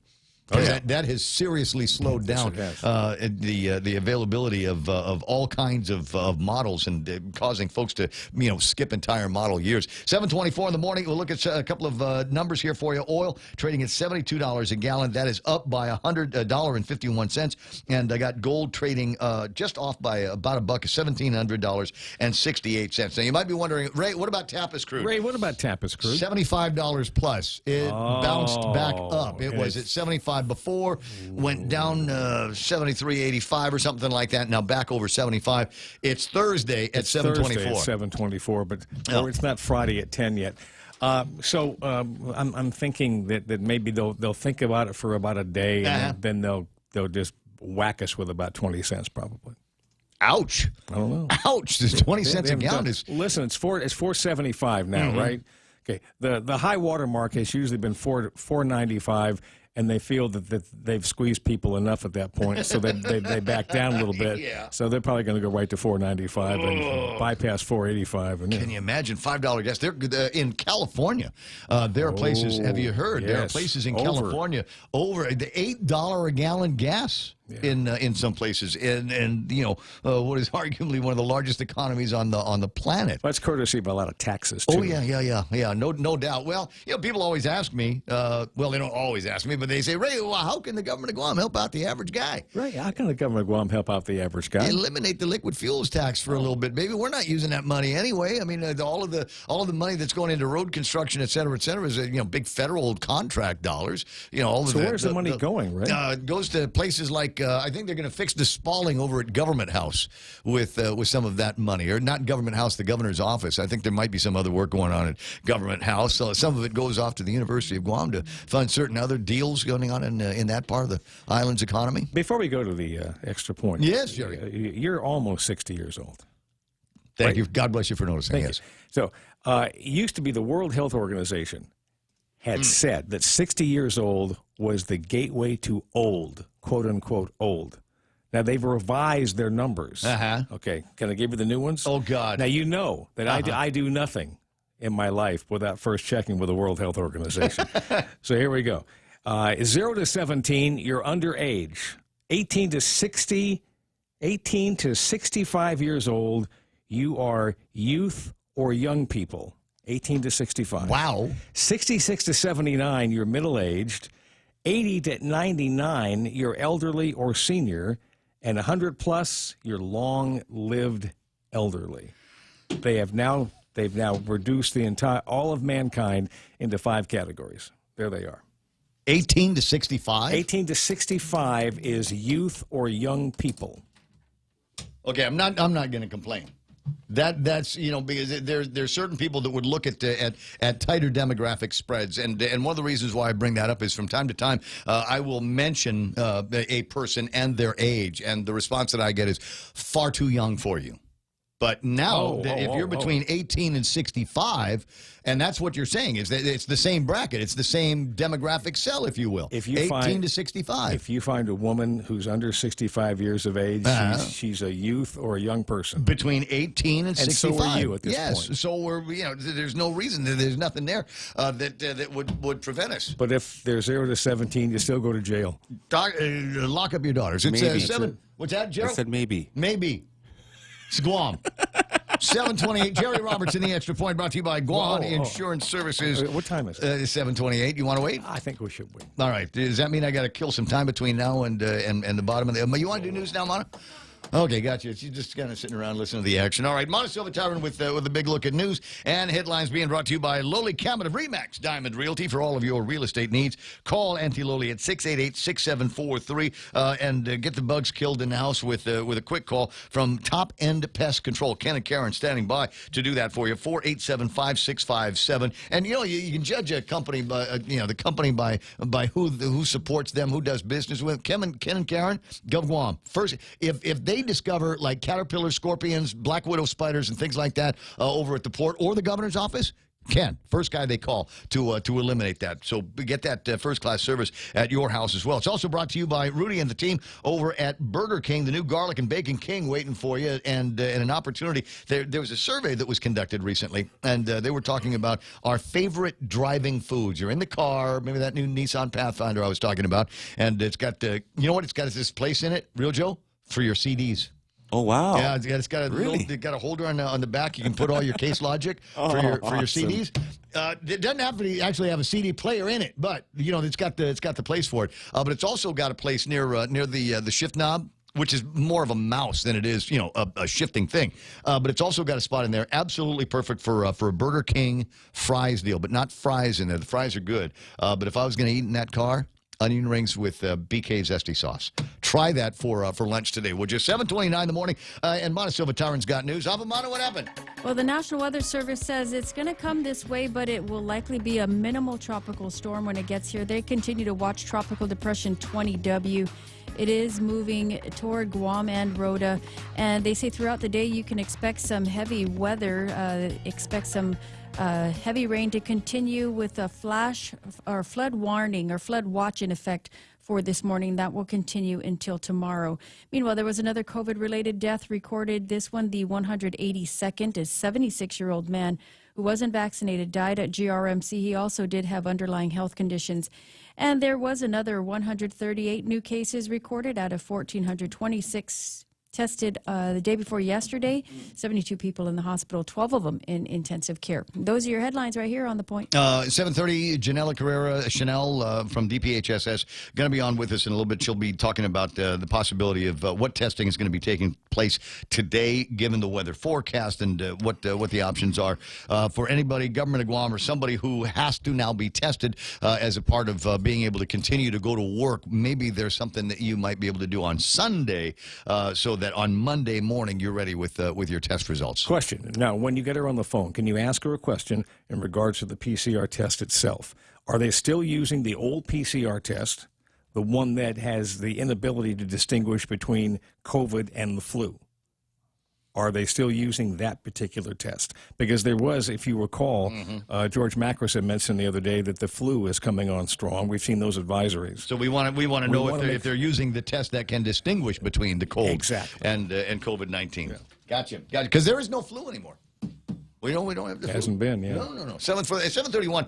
Jerry Roberts is all primed and ready to go. Ready. With today's Extra Point being brought to you by Guahan Insurance Services and First Hawaiian Bank. Question. How long will you make a customer wait over a $5 transaction? Question 2. How many people have to be involved in the decision over a $5 transaction? Let's talk about customer service. Next, on the Extra Point. When's the last time you looked at your homeowner's insurance? A homeowner's policy protects much more than just your house. It also protects you against claims from someone being hurt on your property. If a visitor is injured at your place, how much are you covered for? The smart thing to do is get the answer today. That's the Insurance Extra Point. Get out there and make something good happen today by calling Guahan Insurance Services at 475-1162 or visit us at the Camacho Landmark Center in Tamuning.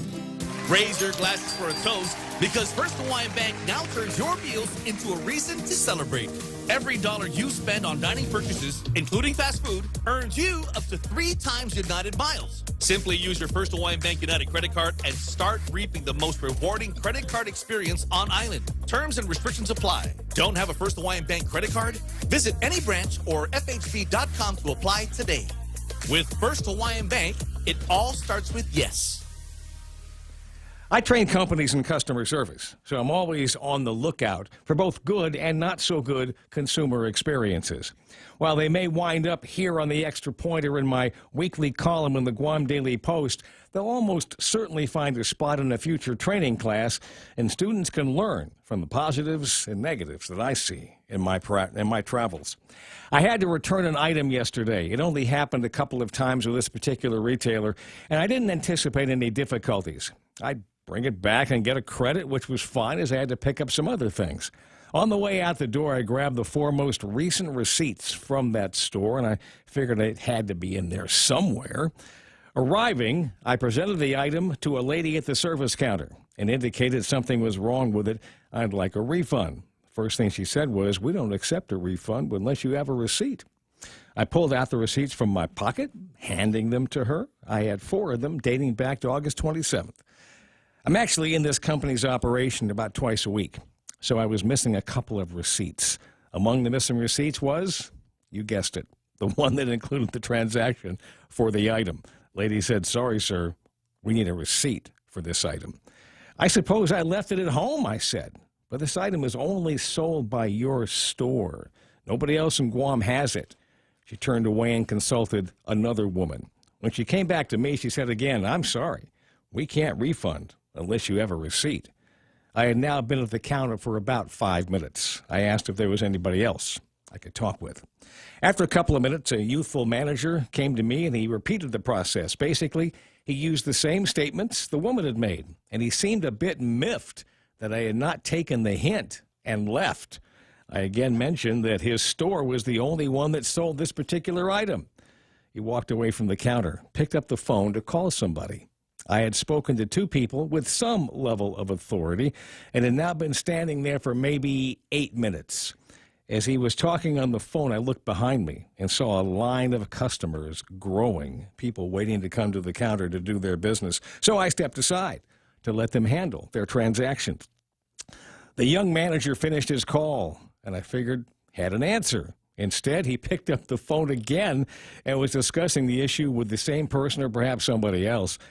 I was about to tell him I needed to find a couple of things and would come back when finished, when he ended his call and walked back to the counter. He agreed to grant me a store credit for the $5, but made it clear that a refund required a receipt. I thanked him and went looking for the items I was after. I noted the time. It was now over 15 minutes since I first presented the item. 4, perhaps 5 people had been involved since the beginning of this. Now, let me be clear. I like shopping at this store, and I will continue to do so. I also understand that if I'd found the receipt, it would have eliminated the problem. I accept and I bear responsibility for this. Now, here's what I teach. Where my responsibility ends, their opportunity begins. How could they have capitalized better on this? So some questions pop into my mind. Number 1, since the item is only sold by this company, the managers I spoke with would almost certainly know that or should know that. Receipt or not, why not just give the credit right away? Now, number 2, my handful of receipts with dates just a few days apart indicated that I was a regular customer. Somebody should have noticed that. Would you give a regular customer a break in a case like this? I would. Number 3, the line of customers behind me was growing. The retail value, $5. How long would you haggle with me over that amount? And how long would you make the other people wait? 4, what dollar limits of authority do the managers of this company have? The young man had to make 2 calls to authorize a $5 credit. For years, I've advised retailers and service providers alike to set dollar limits for the authority of everybody to solve a customer issue and not make that customer wait. The limits will vary by position and experience, but everybody has to have a limit and participate. I can't tell you what your minimum should be, but it would be nice if it was at least $5. I mean, you trust your workers with $5. Right? That's the extra point.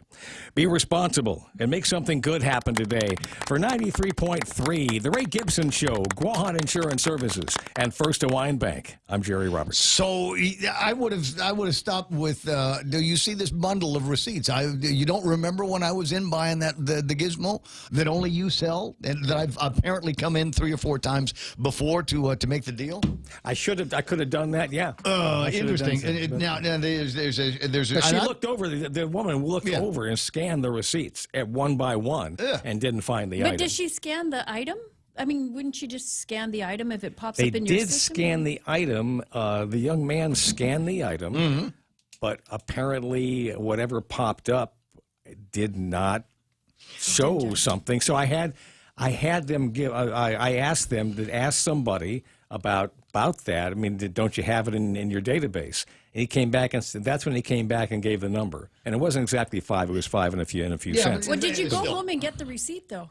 Did you find it? Did you find the receipt, or is it gone for good? I have no idea. I didn't know. There's and I'll mention him, Megabyte. I bought something from Megabyte, and there was nothing wrong with it, but I needed to get reimbursed for the transaction. Couldn't find the receipt anywhere, and I called Megabyte. I said, "Yeah, this is Ray from Choice, and you remember I was in there and I bought that drive or whatever it was." And they said, "Yeah." I said, well, and I gave them the date. I knew what the date was of the transaction. The lady says, "Hold on a second," and she said, "Can I have your email address? I'll PDF a copy of the receipt to you." And I thought, that's the way you want to run a company like this. So you've got an opportunity for the customer service. I find myself buying from Joe all the time for that reason alone. If you don't get a cash refund, you could at least get some sort of credit. I was after a store credit. I didn't care about the refund. Yeah. But the idea was that I had to wait about 15 minutes with other people behind me. They also were waiting until I stepped aside, and then it got out of their way. They were all giving you dirty looks. Yeah, I'm sure bald guy from the radio. Yeah. So, but the point was, since they only sell the item, since they know that I'm a regular customer, since the bald guys lie. I don't know, but the idea would be the simple thing to do at that point is, since we're the only one that sells the item, and if you realize that, just give the $5 credit and move on. Yes, is it my fault I didn't have the receipt? Absolutely, but at some point in time, you make a decision. That, okay, empower your people. Empower the people. This is not something that's going to get in the way. It's $5. I can make the call, and we'll move on from it. Now, the real issue here, and this is something we talked about in the break for a little bit, is Jerry Roberts is apparently looking for the perfect root beer on Guam. Oh yeah, it's hard to find in a regular fountain, right? I've had. I won't mention the name. I've had some issues with root beer. My son is a root beer fan, so am I. And we have had consultations with owners of establishments over root beer, and it hasn't been resolved effectively yet. But yeah, I'm looking forward. If you got something in mind, turn me on. Well, I sent, while you were doing the extra point here, while you were doing that, I sent a note to Anna Johnson from over at Carabao Brewing, and from time to time, I believe they will brew a root beer. Non-alcoholic root beer, just regular root beer. They'll get everything together, and they'll have that. And I'll get back to you. She hasn't responded to me just yet because I'm sure they had a big Wednesday night last night. But as soon as she gets back to me with an idea on when they're going to do it or the availability, if they've got a batch already, I'll let you know, and you can tell me whether or not that is the best root beer on Guam. Yeah, I'm wondering if you can ask her as well, if she happens to listen, what that would come in. Would that be a container to them or something like that? Well, they've got crowlers there. You've never been in Carabao, have you? Oh, my God. All right, so first of all, they brew about a dozen versions of their own beer. It's not like you can go in there and get a Budweiser or light beer or anything like that. They brew their own beer. I want to say that they make their own ginger beer as well. On top of other beer, and they got these great sandwiches. They got one-of-a-kind sandwiches that they only do on Sundays at noon. Get there at 12:15. They're all sold out, so you got to make the plan in your head. And if you want to, they can also make it so that if you like. So I'm a big Coles 671 fan of the beer that they make over at Carabao, and I can bring them a 64-ounce growler, which I have, or if I just want, I want to say it's 16, 18 ounces, maybe a little bit bigger than maybe a can and a half of beer. They have their own aluminum can making thing. So they fill it up, and they put the cap on it, and it goes in a little machine, and you take that away with you. And that means you don't have to drink it all at once. You can drink it as exactly. So that's the way we like to do it. You can buy. So you bring them a jug that used to have beer in it, and they'll put new beer in it. I like that can making thing because you can store it that way. Well, the can making thing is great because you can have more than one of the delicious brands of beer that they have there. You can give me a crowler of that, give me a crowler of that, and give me a crowler of the other, plus T-shirts, all the other stuff. And I'm sad because I haven't been able to go in there in a couple of weeks since they've started enforcing the vaccination rules and regulations. 7:43. Jerry Roberts in the Extra Point. I'll let you know what they got. And if you've got some great root beer experiencing, and maybe even your own root beer making recipe, there's got to be somebody on Guam. Really? You didn't know? I didn't know there used to be, all right, but not to belabor the point too much. There used to be, and I think it was Mana that bought it for me years ago, or Dave, it was a do-it-yourself beer thing. It was called Mr. Beer. That was me. That was great. One of my favorite things. I made a load of beer with that. I ran through the original contents that came with it and was ordering all of the different things that you need to continue the process. And I wanted to take it to another level, which would be to make a lager beer, but you need to keep that at a certain temperature. And the coffee wife said, no, we need to put food in the refrigerator, not your beer. So you need your own beer refrigerator. But the same, like I have at my house. Exactly. But the same company also made a do-it-yourself root beer kit. Wow. Yeah, so it's the kind of thing that you might be able to make over at the house. And just a reminder, while it's in my head, you owe us. I was over at Payless looking over the bricks of impossible meat, wondering when the next chance I would have to have a meat loaf that was made from that impossible meat. Yeah, I know. Okay. I'm not... trying to make you feel guilty or anything. I am suitably guilty and disciplined. It's 7:45 in the morning. That's Jerry Robertson, and the Extra Point. Ray Gibson Show continues after these. Becoming a homeowner can be a scary process, but it doesn't have to be, especially if you have the right guidance. Break through your fears and go to a real estate professional that will ensure a higher chance of success. That person is Lolita Cammett of RE/MAX Diamond Realty. Lolita also specializes in commercial leasing, land sales, local residential sales leasing, and military and corporate relocation. Don't be afraid. Call Lolita Cammett from RE/MAX Diamond Realty at 688-6743. That's 688-6743. BK's new Garlic and Bacon King is now available. 2 quarter-pound fire-grilled beef patties topped with creamy mayonnaise, smoky bacon, 2 American cheese, and crispy garlic pieces on a warm toasted sesame seed bun. Make this a meal with French fries or onion rings and a refreshing Coca-Cola. Get your hands on our new Garlic and Bacon King for a limited time only. Burger King, Hagutnya, Tumon Bay, Micronesia Mall, and the airport. BK your way. Top End Pest Control is who you call for all your pest control needs. Got a problem with roaches, ants, spiders, rodents, fleas, ticks, termites? No problem. They do it all. Top End Pest Control is a service-disabled, veteran-owned small business and HubZone certified. Serving Guam since 2012. Call them today for a quote, 487-5657, or email topendpest@gmail.com. Check them out on Facebook at Top End Pest Control and give them a like. Top End Pest Control for all your pest control needs. That's it. 7:46 in the morning. I was going to put the traffic gizmo up on the screen, but I was bragging earlier that I went to Payless and I found Michelob Ultra, 2 12-packs for $30. I'm going, yeah, that's about right. A little over $1 a can. I'm in a frosty mood for that. And then somebody sent me a blurb, and I'm going to assume this looks like Navy. Mana, is this the exchange? Commissary or whatever you call that thing? Is that what it is? Okay, so you can get for an 18-pack. 18-pack is $14.45. Wow. So do the multiplication and the division on that one. That's less than $1 for a can of that stuff. So I'm just saying, next time somebody's going on base, let me know. Refresh at Subway and taste what's new. Amazing new extra crispy bacon and smash ripped avocado toppings, all in a new multigrain wheat or artisan Italian bread. Stop into the nearest Subway and refresh your favorite sub today. All right, now let's get into the end of the traffic gizmo. See what's going on Guam's roads. Did I already talk over all the music? Thank you. Sorry, new confusion here at the radio station, and we borrowed that line from the guys over at DPHSS. Not a whole lot that is happening on Guam's roadways right now, and maybe some of that has to do with the weather, but let me refresh real quick and see if there's any spots that you need to know about. Yep, Anderson Air Force Base, and the charcuterie thing is off, but practice for the Glee Club is on. We got a little bit of traffic at both ends of Waisang Song. Traffic in both directions up around the Ipapao side and the Payless side as you're making your way towards where they keep 2 gas stations across the street from each other. And then what have we got? 1 and 3. Looks like it's fairly busy on Marine Corps Drive from Micronesia Mall up to the GRMC intersection. Look for intersection traffic elsewhere as well. Route 16 heading to 8, 10, and 16. Fairly busy through some of those areas. Looks like Happy Mart is running a little bit busy here this morning. We'll look at traffic over at Harvest to see. Yep, there it is, Mon. There's your Harvest traffic. Zoomed in right on some of that. So expect some delays while you're inside the village there. Otherwise, the usual traffic stops on the way into the downtown Agutnya area, and looks fairly busy over at the main entrance to the Naval Air Stations. It's 7:45 in the point.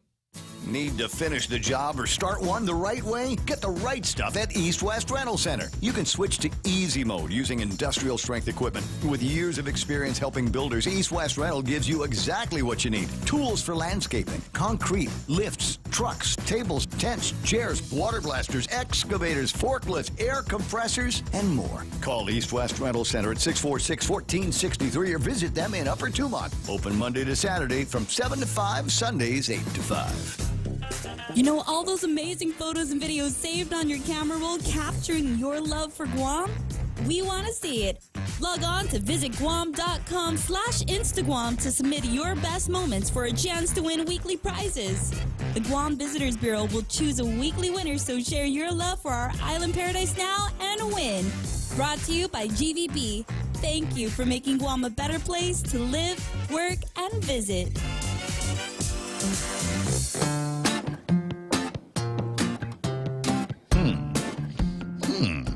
Well, this is kind of interesting. Hold on a second. Young Chance This is Sarita Guerin's son. Handsome lad. Oh, Handsome yeah. lad. Yeah. And capable of having good conversations with adults, among the reasons why I like him. And an interesting question from young Chance. Let me put this up on the screen here. Hey, Ray, if you were the governor of Guam for 24 hours, what would you do? What wouldn't I do? Oh. What wouldn't I do? Well, as I mentioned earlier, first thing is that god-awful, butt-ugly chain link fence in front of John F. Kennedy High School, etc. That's coming down. That would be job number one, and immediately after the swearing in. I wouldn't even have a gala. We'd go from the swearing in straight to work on that. That would be gizmo number one. Yeah. Executive order, we are going to suspend the gross receipts tax. So we're going to take the gross receipts back to 4, maybe even 3, and by executive order. And then the next thing I would do would declare a permanent tax holiday on groceries and medicines. And I would make it so that a gallon of gas would be 15 cents cheaper because I would eliminate temporarily at least the liquid fuels tax until we get out of this pandemic, because people need access to dough. Might be a couple other things in my gizmo. If I was the governor for 24 hours, could I tell the legislature they're part-time? Could I just... You know what? The legislature is enough of a rubber stamp for the governor. They just go, oh, okay. If that's the way you want it, Gov, no problem. We'll be a part-time legislature, and that's the way that is. But don't fan the flames of my ego. Come on, I got real people and real issues to talk to here this morning. 7:51. Am I supposed to do anything now? I can just take the phone call. You can. All right. So we'll go backwards, if you don't mind, from Jerry Roberts' question to Chanel at Public Health about the testing that they are doing. Good morning, Chanel. How you doing? Hey, good morning. I appreciate. Long time no talk. I know. As it turns out, there's a lot of people curious about with the weather deal yesterday, and people waiting in line to get tested, and then being sent home after that because of the weather. A lot of people don't want to get started unless they got an idea of what's going to be happening. But before we do that, if you do line up for a test, Jerry Roberts wants to know: are you using a test that will differentiate the distinction between COVID-19 and the flu? Apparently, there was a time you weren't at DPHSS, and apparently now. The question is, do you have that technology now? We are using the Binex Now testing, so it tests for COVID-19. Okay. We're not testing for the flu. Right, but if somebody came in with the flu, would it say that they had COVID-19 and the flu, or would it say that it's only testing for COVID-19? That's correct. All right. So, and then the other thing is there testing today? I mean, we got a little bit of inclement weather, probably worse weather today than we had yesterday. Is there any testing, any drive-up stuff going on now? Right. So we're monitoring the weather. So today we actually started swabbing at Season Test Site, and weather permitting, it's still going on. However, if the weather continues to worsen, if it does worsen, then we will postpone or cancel it, just like we did yesterday. I know we announced that we canceled it yesterday, but we did reopen at noon.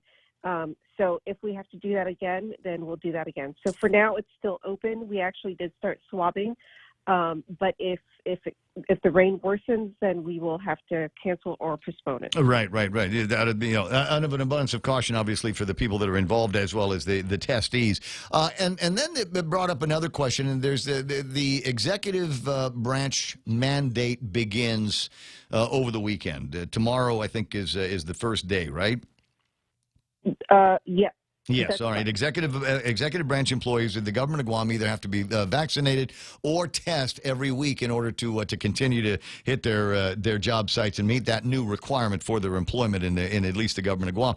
Maybe a few other places that are following along with that mandate. Having said that, now there's a lot of people that need to be someplace on Monday morning, i.e., a classroom, etc. Will they be able to test on Sundays? Will DPHSS and among your testing partners in the private sector stand up weekend, Sunday in particular, testing? So my understanding is that I believe the Department of Administration will be issuing some kind of circular or some kind of memo that would guide the employees who would be undergoing the weekly testing on where the government of Guam test sites would be located, or where employees can go and get weekly testing. And so if they opt to do weekly testing, then these are the locations. And so the GovGuam agencies would just have to coordinate with these agencies for their employees to get tested. And so I think there's, still a handful of agencies where employees are opting for weekly testing, and so they would just have to schedule that on that weekly basis. Right. And it would be within the agency itself, or the areas, the businesses or clinics that the agencies directs them to? Right, and so they would just have to coordinate that scheduling, and it would be based on the authorized test sites' hours of availability. A question about different departments and agencies. One of the previous conversations I think you and I had was that there are a number of them now that have gone through the testing and have adequate supplies of the testing material so that they can do that on site. Is that still a process that's being worked through with DPHSS? In terms of availability of testing? Yeah. Well, like the Department of Education. I mean, they're a fairly large organization and numerous staff and faculty there. It would be easier for them at the Department of Education, at the school sites, to get their testing there. And my understanding was that something like that was being worked on. That is my understanding as well, is that for DOE, for their staff and personnel, that they would be swabbing their own employees. That's my understanding, but I would just verify that with DOE. For GovGuam line agencies, then we would be coordinating for their staff and employees. Autonomous agencies, I don't know what they're doing. Obviously, I think the last I heard... I think it's like don't ask, don't tell in a few of the autonomous agencies in the government of Guam. Just leave us alone. We're fine. We're fine where we are here, and just you do you, and we'll do us. How's that? Yeah. Judiciary obviously is doing their own, but yeah, you're right. DOE, I believe, that's my understanding, but again, I would just verify that with DOE. But as you say, a circular is going to be coming out in the next little bit from the Department of Administration. The question I have is the 23rd, and the new policy goes into effect tomorrow. You think maybe they should have gotten this thing out, I don't know, like Monday or something like that?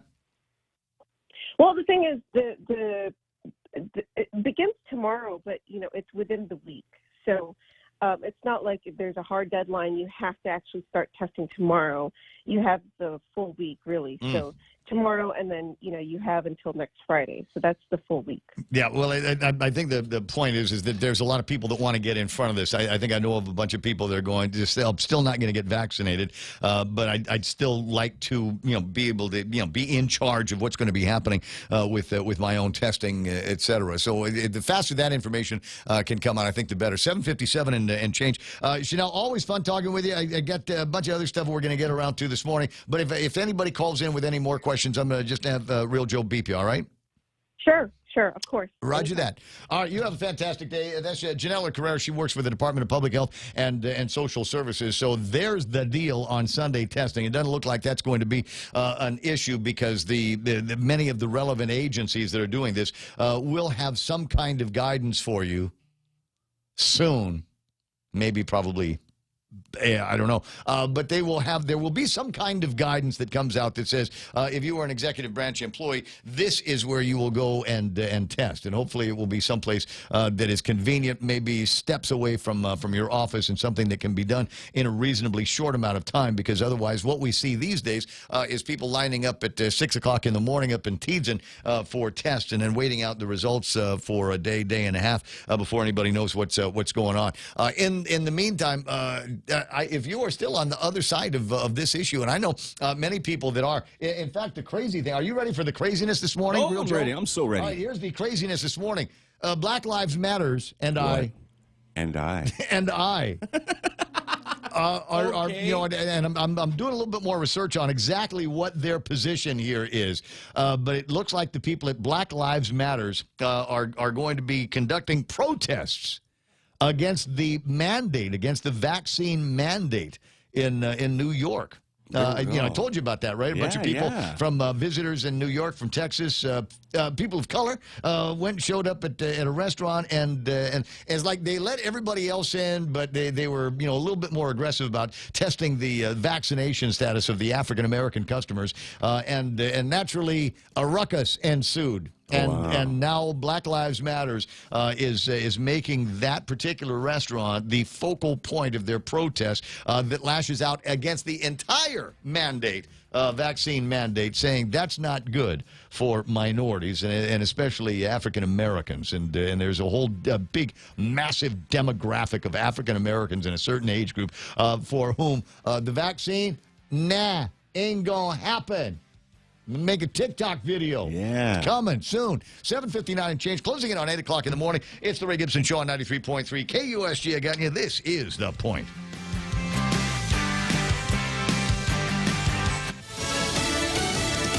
Helping nations around the world. I'm Lisa Lacera, Fox News. President Biden says the U.S. is buying another 500 million doses of Pfizer COVID vaccine and will donate them to poorer countries, and he urged other nations to join in. Saying America will become the arsenal of vaccines. This is another 500 million doses that will all be shipped by this time next year.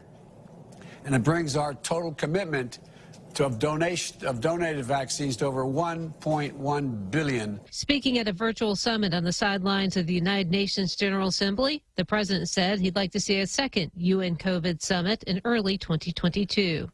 At the White House, Rachel Sutherland, Fox News. Day one of a two-day meeting of a CDC advisory committee discussing the potential of using COVID booster shots. Dr. Bill Gruber, head of research and development at Pfizer, says their vaccine is effective in combating COVID. We've yet to find a variant that escapes neutralization. Last week, an FDA advisory panel recommended against COVID boosters for the general public, but in favor of them for people over 65 or those at risk for severe illness. After talks on police reform broke down in Congress earlier today, President Biden in a statement said the White House will continue to work with Congress to try to come to a deal. But he will also look into further executive actions he can take to help hold police accountable, adding we need legislation to ensure lasting and meaningful change. Earlier today, the president spoke by phone with French President Emmanuel Macron as he works to smooth tensions over a new security agreement with Australia and Britain. The two agreed to hold consultations on matters of interest to France and our European partners. Wall Street stocks held on to gains after the Fed signaled it may start raising its benchmark interest rate next year. The Dow added 338. America's listening to Fox News. When making the new Kentucky Fried Chicken sandwich, people asked how I felt about burger places selling fried chicken. I'd say that's none of my business, just like making fried chicken is none of theirs. The new Kentucky Fried Chicken sandwich with mayo, pickles, and a quarter-pound filet as far as the eye can see. Get comfy, it's gonna be a while. The new Kentucky Fried Chicken Sandwich is back for good, along with the new all-white meat KFC chicken sandwiches, Zinger, Super Deluxe, and Grilled Doublicious. KFC, it's finger-licking good. Need to finish the job or start one the right way? Get the right stuff at East West Rental Center. You can switch to easy mode using industrial strength equipment. With years of experience helping builders, East West Rental gives you exactly what you need. Tools for landscaping, concrete, lifts, trucks, tables, tents, chairs, water blasters, excavators, forklifts, air compressors, and more. Call East West Rental Center at 646-1463 or visit them in Upper Tumont. Open Monday to Saturday from 7 to 5, Sundays 8 to 5. A North Carolina man pleads not guilty to a bogus bomb threat last month in Washington, D.C. 49-year-old Floyd Roseberry making the not guilty plea after a federal judge declares him mentally competent to stand trial. I cannot set this bomb off. The only thing that can set this bomb off is enough decimals. That's Roseberry streaming on social media during an hours-long standoff last month with police in his parked truck outside D.C.'s Library of Congress. He surrendered, no bomb inside, his ex-wife telling news outlets that Roseberry was diagnosed with schizophrenia. The judge in the case saying Roseberry's competency has been restored after being prescribed the proper medication. Jeff Manasso, Fox News. A major food producer is betting the major changes in the way we eat caused by the pandemic aren't going away. General Mills, the maker of Cheerios, Yoplait yogurt, Pillsbury and Betty Crocker brands, and Blue Buffalo Pet Foods, believes you'll continue to be cooking and eating at home more than you did before the pandemic. And it also says more people have adopted pets. It doesn't see that changing. General Mills' earnings and sales in the summer quarter were better than predicted. And Albertsons Gibson's is going to include cooking videos in its online grocery shopping. The grocery store chain is partnering with Firework, which calls itself a shoppertainment company. Ginny Cosola, Fox News. Sales of previously occupied U.S. homes fell in August. Existing home sales fell 2% last month from July, according to the National Association of Realtors. That's slightly more than economists were expecting. As of last month, sales were running 16% higher than in the same stretch of 2020. Sales are also up about 12% from where they were in the first 8 months of 2019. I'm Lisa Lacera, and this is Fox News.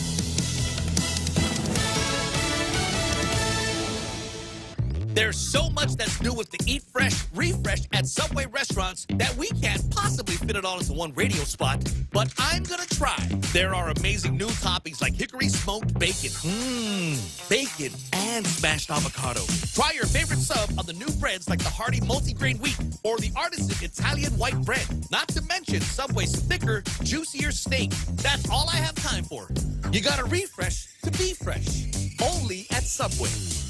Here at Guam Auto Spot, we have the best selection in Buick, GMC, Mitsubishi, and used cars. Like the 2021 Mitsubishi Mirage, as low as $127 per paycheck, 0 down.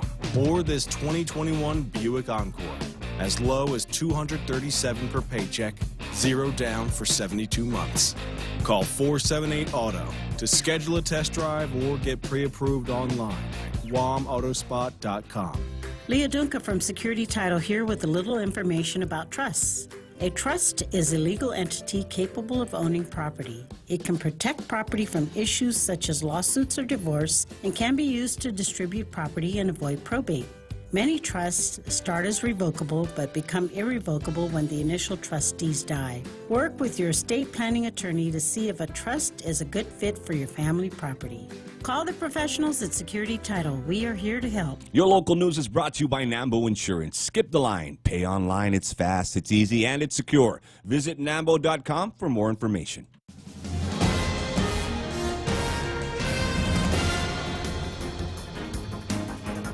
Off a day, it's 8:06. I'm Montesova Tyron with a look at your local news on the point. Tropical storm watch is now in effect for Guam, Rota, Tinian, and Saipan.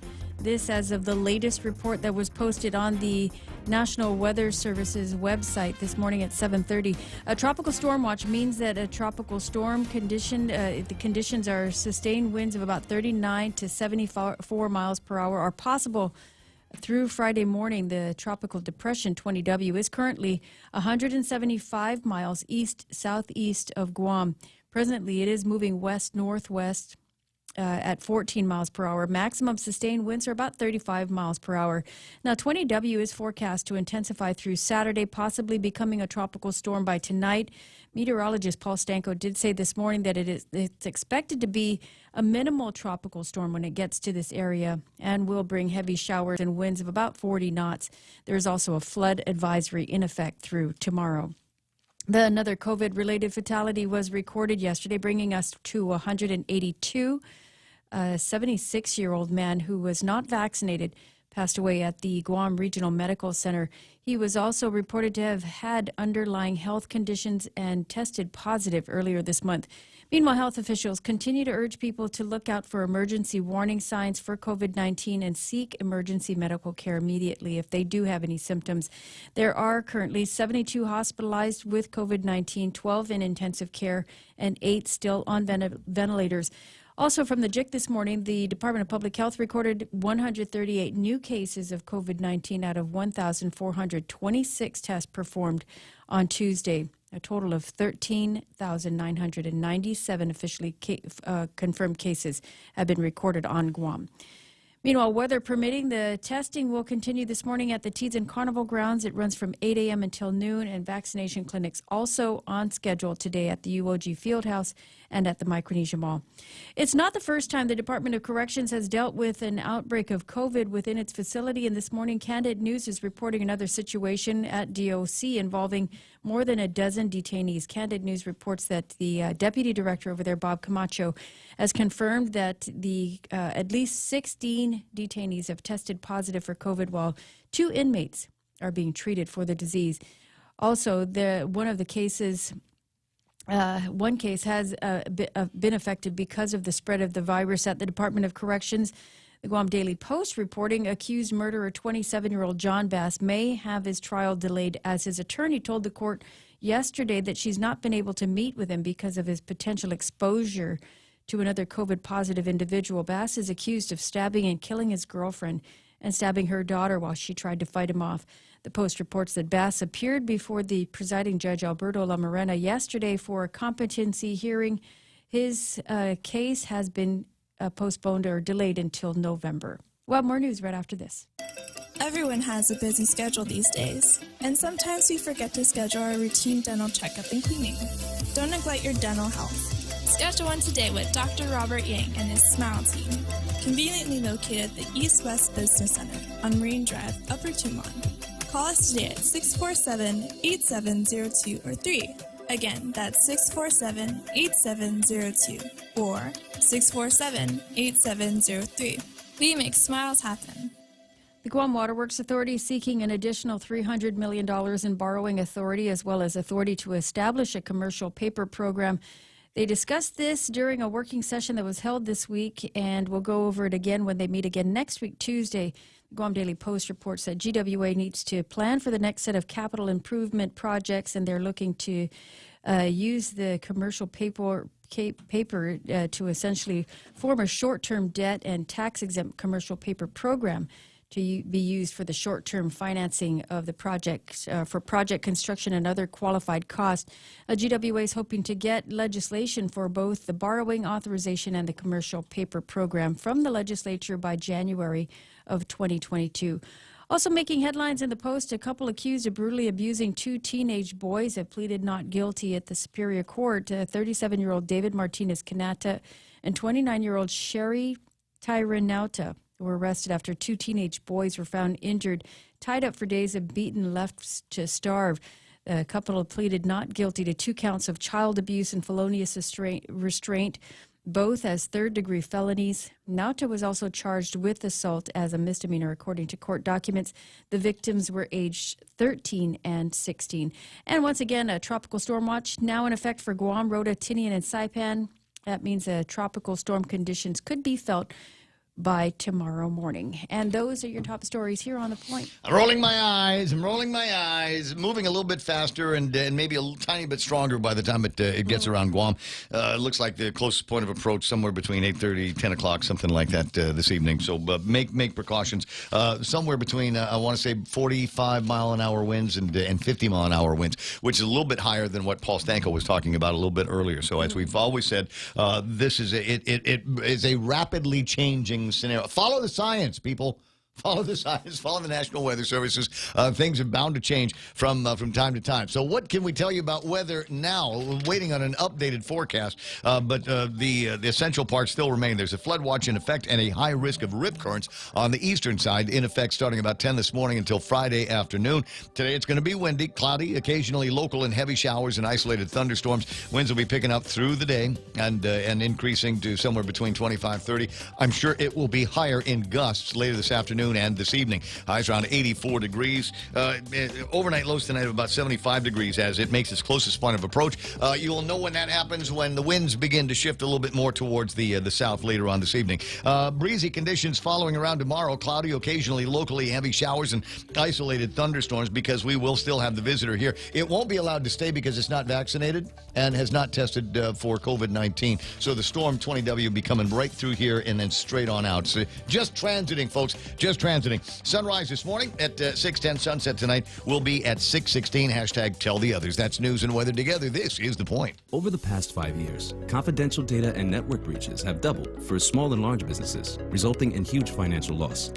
At GTA, our multi-threat security bundle is a cost-effective solution monitored by our team of experts, ready to detect known malware and stop new evolving cyber threats before entering your network. Protect your business with confidence and call 671-644-1000 or visit gta.net/enterprise. GTA, we start with you. Go green, go solar, and save big with Nambo Insurance. When you power up your home with solar panels, Nambo Insurance will pay up to $350 toward your power bill. With Nambo, you can enjoy great savings while going green and helping to save Guam's environment. At Nambo, it pays to go green. Terms and conditions apply. Visit Nambo.com or call 477-9754 for details. Nambo Insurance, proudly serving Guam for over 50 years. Hey, my name's Ray. Good to hear you, huh? APL brings you the program American President Lines, a global presence with a local home. Also, happy to tell you that we are brought to you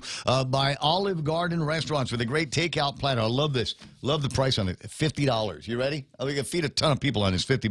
Breadsticks, house salad in there. We've got appetizers you can choose from. Fried mozzarella. That's okay. But they also got spinach artichoke dip.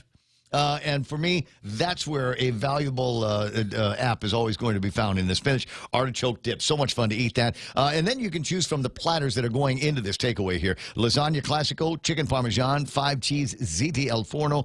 They've got the chicken and shrimp carbonara and shrimp and bacon rigatoni. Chicken Alfredo, too. You want details? 989-0008. Call Olive Garden today. News to fill your mind. Talk to get it out. The Ray Gibson Show. Call now, 888-8255.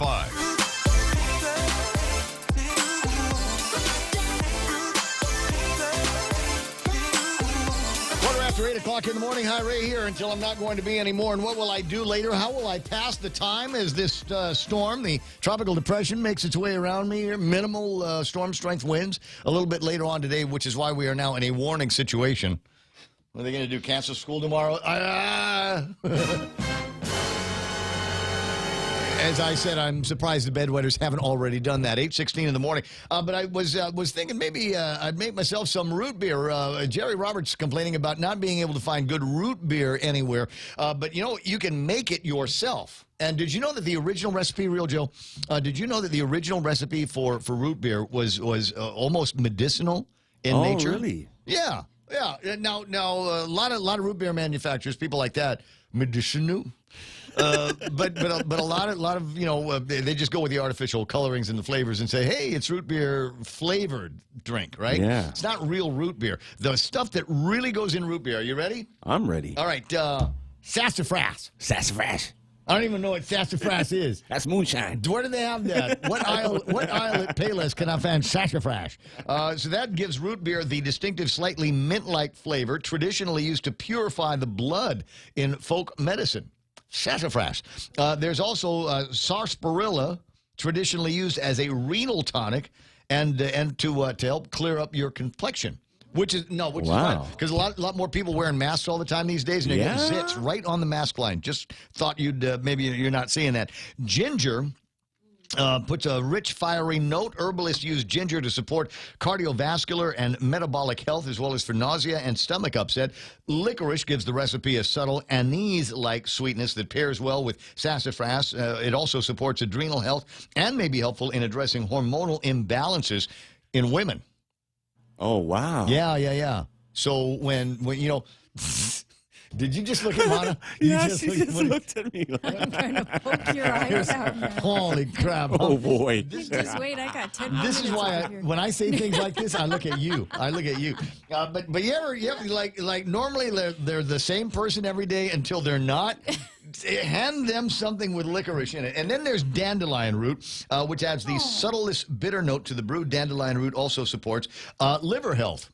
And now you're looking at me. Yeah. Okay. So, so the question is, where do we find all this stuff? And then B, what are the next steps? So you can look it up on the web. Nourished Kitchen is the website that I found. The best root beer has a scoop of vanilla ice cream in it. Oh, yeah. Yes. Amen on that. 8:18 in the morning. Hi, Ray Gibson Show on 93.3 The Point. There's Monica. She's got more headlines on the way. Real Joe working his butt off in the studio here this morning. Joe, you're doing a real good job. That's what I do. Yeah, that's what Monica told me to tell you. It's 8:18 now. Thanks, Ray.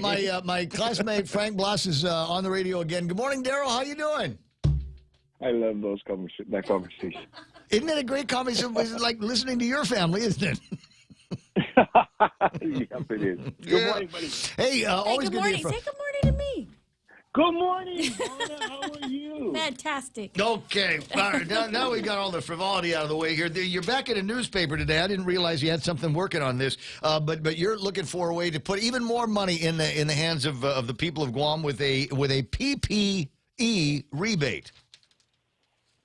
Yeah, this is a bill that I actually introduced back in March that would be able to provide, some recompense for, all of us that have had to go out and purchase face masks, face guards, hand sanitizers, guards, Clorox wipes, the crap. Yeah, all of that stuff. And a lot of that stuff was as a result of mandates from the government. And I thought it best that the government is going to mandate, and for good cause, not to take away from the value of getting these things, but however, many families right around the time they were told to get all of this stuff, we're out of jobs. We're really scraping the bottom of the barrel, or just trying to put a roof over their head and meal on the table. And what this bill provides is, again, some way, some form to be able to recompense, to give back for all that you had to spend to keep our community, keep our island, keep your family safe. Because the governor said so, and DPHS said we got to hand sanitize, we got to wash our hands, we got to wear masks all the time, and so I know a lot of people that did go out there. I'm thinking about Mana.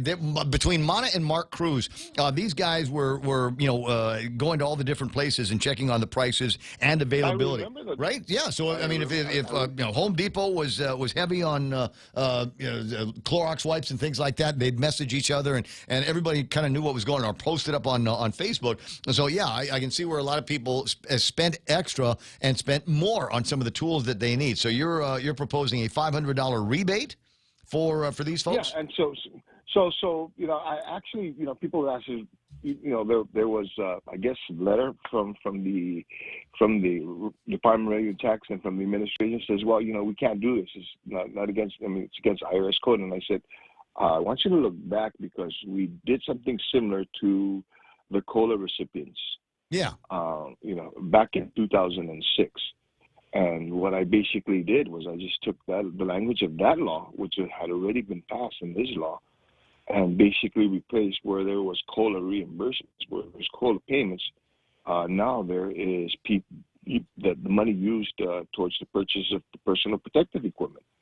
So it's using the same mechanism to provide for lack of a better term, the funding, if you will, for this program. And what this, like I said, it goes back to purchasing these personal protective equipment that we had to purchase at the get-go, and unfortunately it appears like we're going to have to continue to purchase it. Have you seen the prices for PPEs nowadays? No, Frank, I will take the money, and I will take the rebate opportunity that you're providing. But I'm sure that it will come up in conversation in public hearings, or even in the governor's veto letter. Guys like Ray Gibson didn't spend jack on PPEs. I have 2 paper masks that I got from the office a year and a half ago, when they were handing them out. Yeah. I just, because we don't generally wear them around here. All of the other masks that I have were either given to me. Shelly's given me a couple of nice ones, and I've got 4 or 5 that I've just found and washed. And that's my mask inventory. If it wasn't for Mana bringing in and replenishing the supply of lavender hand sanitizer in the studio, I wouldn't have such a thing. And so I just want you to know, I'll go ahead and take that money, but mostly because Lou asked me to. I ain't spending jack on COVID-19. Well, and you got to thank Shelly and Mana for being able to get money out of this. I'll buy birthday presents for him with that $500. Well, you remember there was one schoolgirl that took it upon herself to make hundreds of masks because she was at Happy Mart this one day, and she saw a lady wasn't able to go into the store because she couldn't afford or didn't have a mask to go in. So she went out there and she just produced this, and she actually pulled people together to make these masks. So, and yeah, you're correct about Mana, you bring up a point, because you see those are things that for many of us in the community, we've tend to forgotten that that was the times for many people. especially around the when this pandemic first started.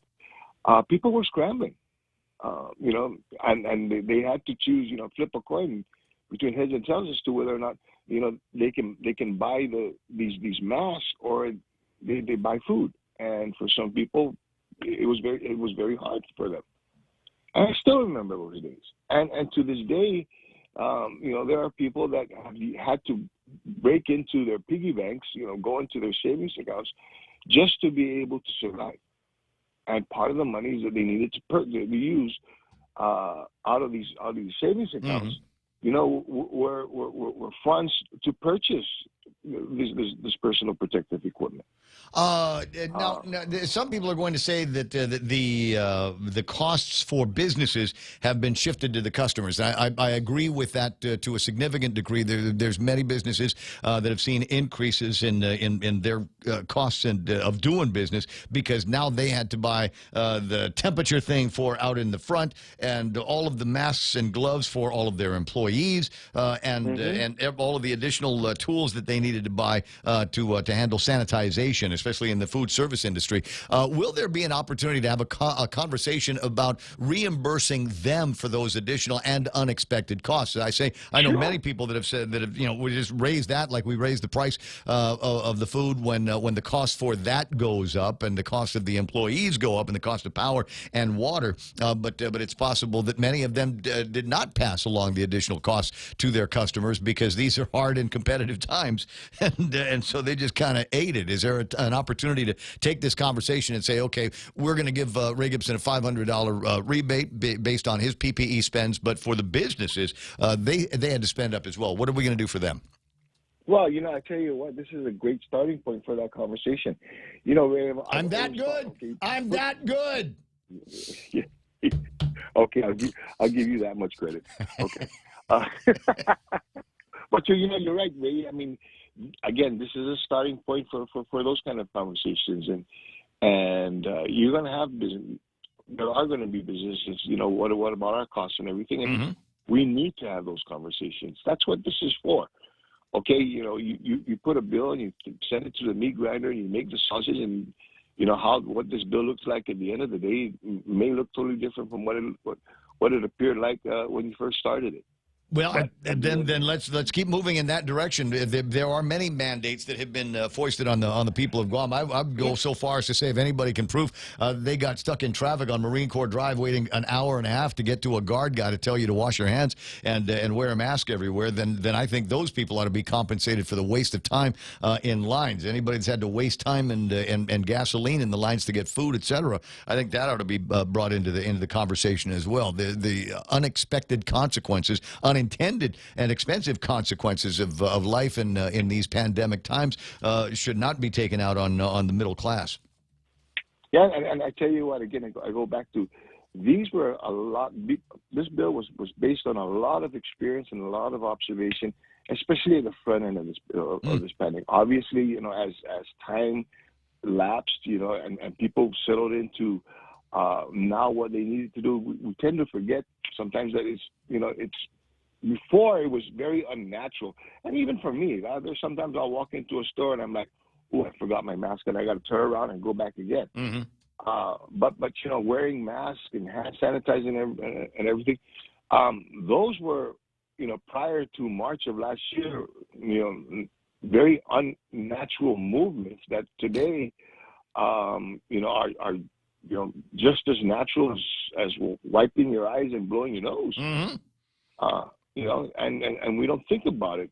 So it's just going back to how we got to this point, that, all the struggles that individuals, that families have had to go through just to get to this level, it's not forgotten.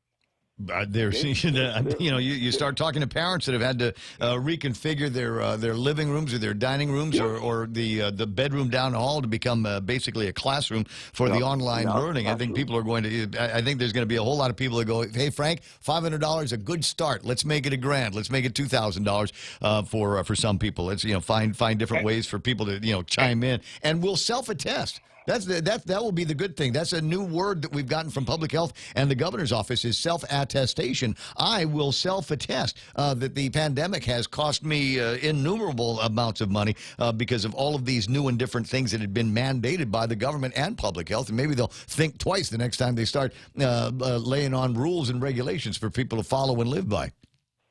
Well, speaking of mandates, and I'll just go ahead and I'll break it on on this conversation with you. When we get off this phone here, what I'm going to do is press send, sending a letter to the governor asking her, can you please delay your mandates for these vaccinations for these employees of both the private and public sector? I'm getting a lot of phone calls from a lot of very concerned employees, about these mandates and these vaccine mandates and what it'll do and how it affect not just their lives but the workplaces themselves. Dude, I just talked to Janella last hour. I don't know if you heard. I said, what are we doing about testing? And she says, well, the Department of Administration should have something out today, maybe tomorrow, that will address testing, on-site testing or testing opportunities for people in the government of Guam's executive branch. And I'm going, just now? The thing goes into effect in less than 24 hours. Well, and the other thing that's just as disturbing is, I just earlier this week, I've been told that there's a 26-page memo that addresses, how this mandate is going to be enforced within the government of Guam. 26 pages, and you're going to have to brief the thousands of government employees on this and get them up to speed.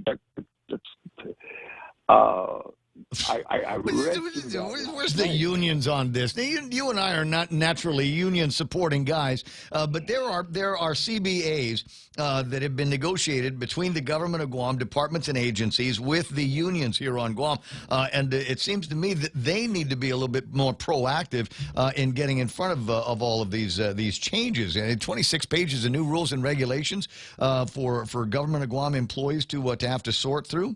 That sounds. Is it me, Frank, or does this not signal grand opportunities for exactly the wrong kind of enforcement from supervisors that are going to get the information at the same time as the employees are, and there are going to be mistakes that are going to get made. There are going to be employees who will be disciplined or terminated as a result of this knee jerk going on, and we're going to end up paying a lot more in court costs, in civil service arrangements, and in retro pay for everybody that we're going to fire and then bring back.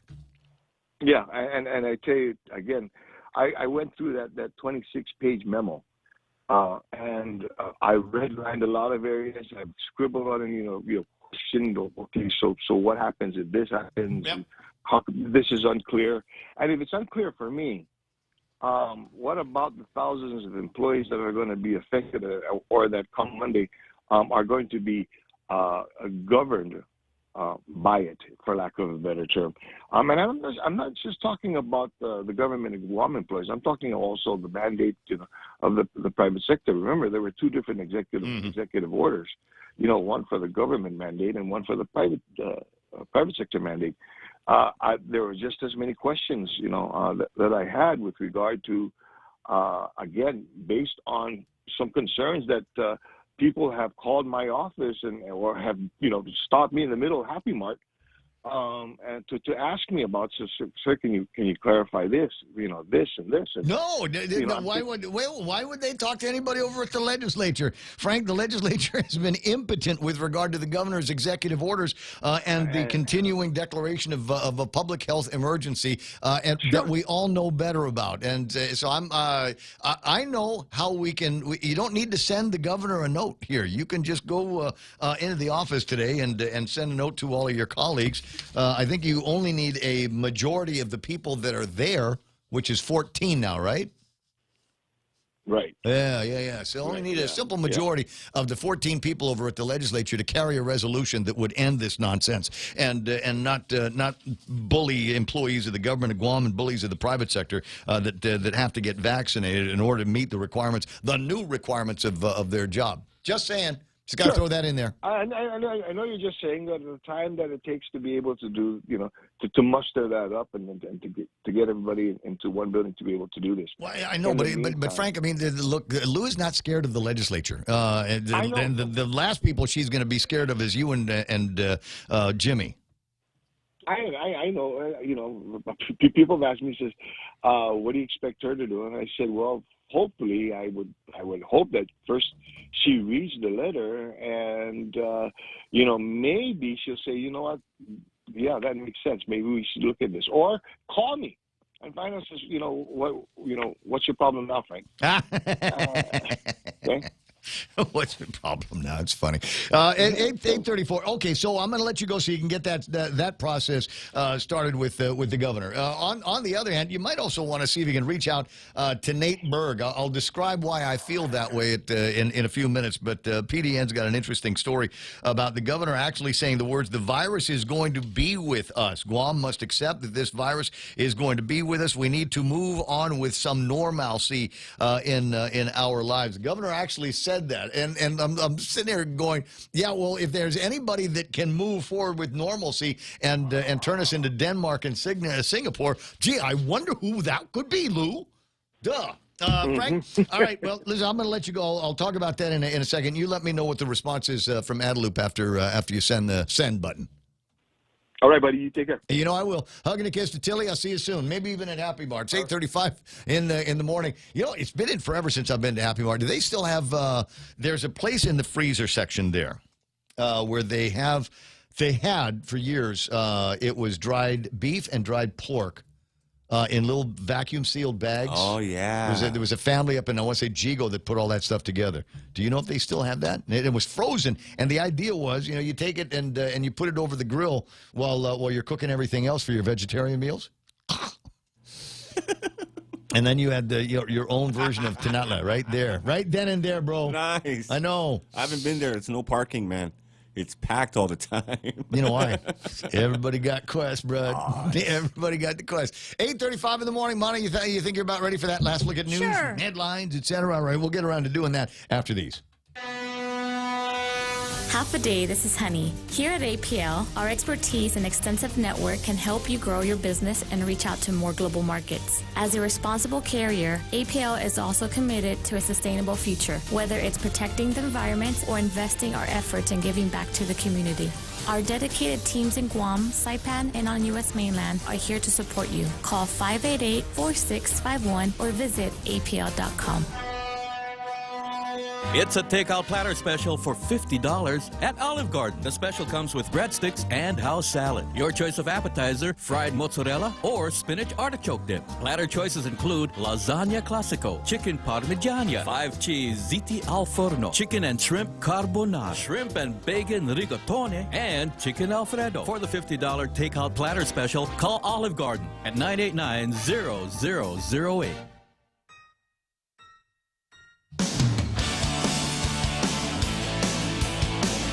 What's that? Peter Santos writing the link to a story on Facebook. Outside ethics group says 7 House lawmakers didn't disclose stock trades, and he goes on to write a little bit after that. He says, Peter Santos says, Mike St. Nicholas again brings shame to Guam. All right, I'll take a look at the deal and see what it says here about all of that. To what degree are any of the ethics deals over at the House, and does that really have any consequence? I'm told that somebody wants to make an ethics complaint or bring one against AOC for that dress and going to the Met Gala. The Met is not a nonprofit. It's not like Erica's House or something like that, or Island Girl Power. And somebody bought her a ticket to attend to the tune of about $35,000, and now they're saying that should have been noted as a gift because she didn't do that, and I think she got the dress for nothing too because she did not do that. She rises to an ethics claim. Cousin Troy online here this morning. Good morning, my most favorite, most beautifulest cousin in the whole wide world. All right. Well, he's not actually on the phone or online, right? He's just watching. It's on the NPR is what the story. Is that where it is? Okay. I'll shoot it over. All right, very good. I'll take a look at that. And the story, one of the more recent stories on Candid this morning is this one here. Governor spent the equivalent of 40 full-time cops on her security. And there's a picture of Lulian Guerrero and Jimmy Moylan in the picture. So I'm going to assume that Here we go. is a Jimmy. Did you find Jimmy? I'm trying. Okay, what? Harder. Come on, Tad Deck boy, go find that senator. And let's see what's going on here with the 40 full-time cops on her security.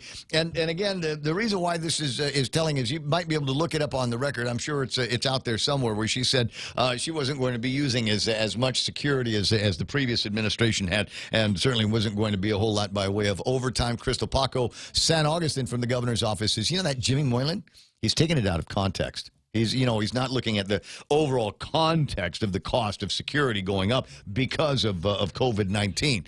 And again, I'll make a point here. If the costs have gone up as a result of COVID-19 and this public health emergency, then maybe if we turn off the public health emergency, the cost of the executive security, likewise, will likewise go down. Sorry, what common sense would seem to make it sound like. 8:39 in the morning. Montecillo Tyron has got that last look at news. Aren't you glad you're not a senator? He's got to dig this crap up all the time, and especially if it's an election year. And by the way, let me give you a number. Are you ready for the number, Bonnet? 338. Do you know what 338 is? Days to Christmas. Days until the next primary election here on Guam. Okay. And by the way, did you get a hold of Maria Pangilinan yet? She's off island currently. She's what? She has a cell phone. Yeah, she's off island. She has a cell phone. I know, but Did she need executive? Did she go with executive security? First class. Oh, nice. No, because I wanted to find out because they've been in. They got the new place where next month.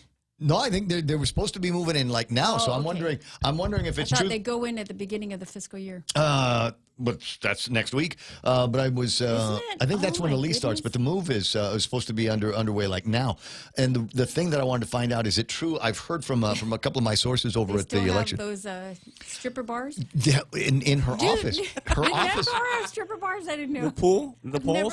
Like her office used to be the champagne room when it was Club Manpower. Nice. So I wanted to find out if that was true. 8:40 in the morning.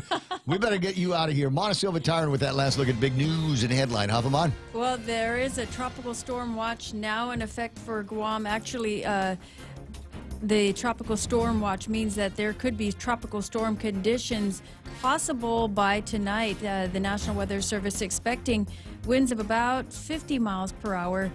By this evening, their tropical depression is currently about 175 miles east-southeast of us. It's moving west-northwest at about 14 miles an hour. Meanwhile, it is forecast to intensify.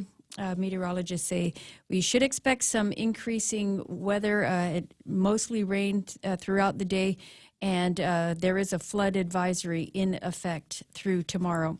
There was another COVID-related fatality that was recorded in the Joint Information Center. We are at 182 now.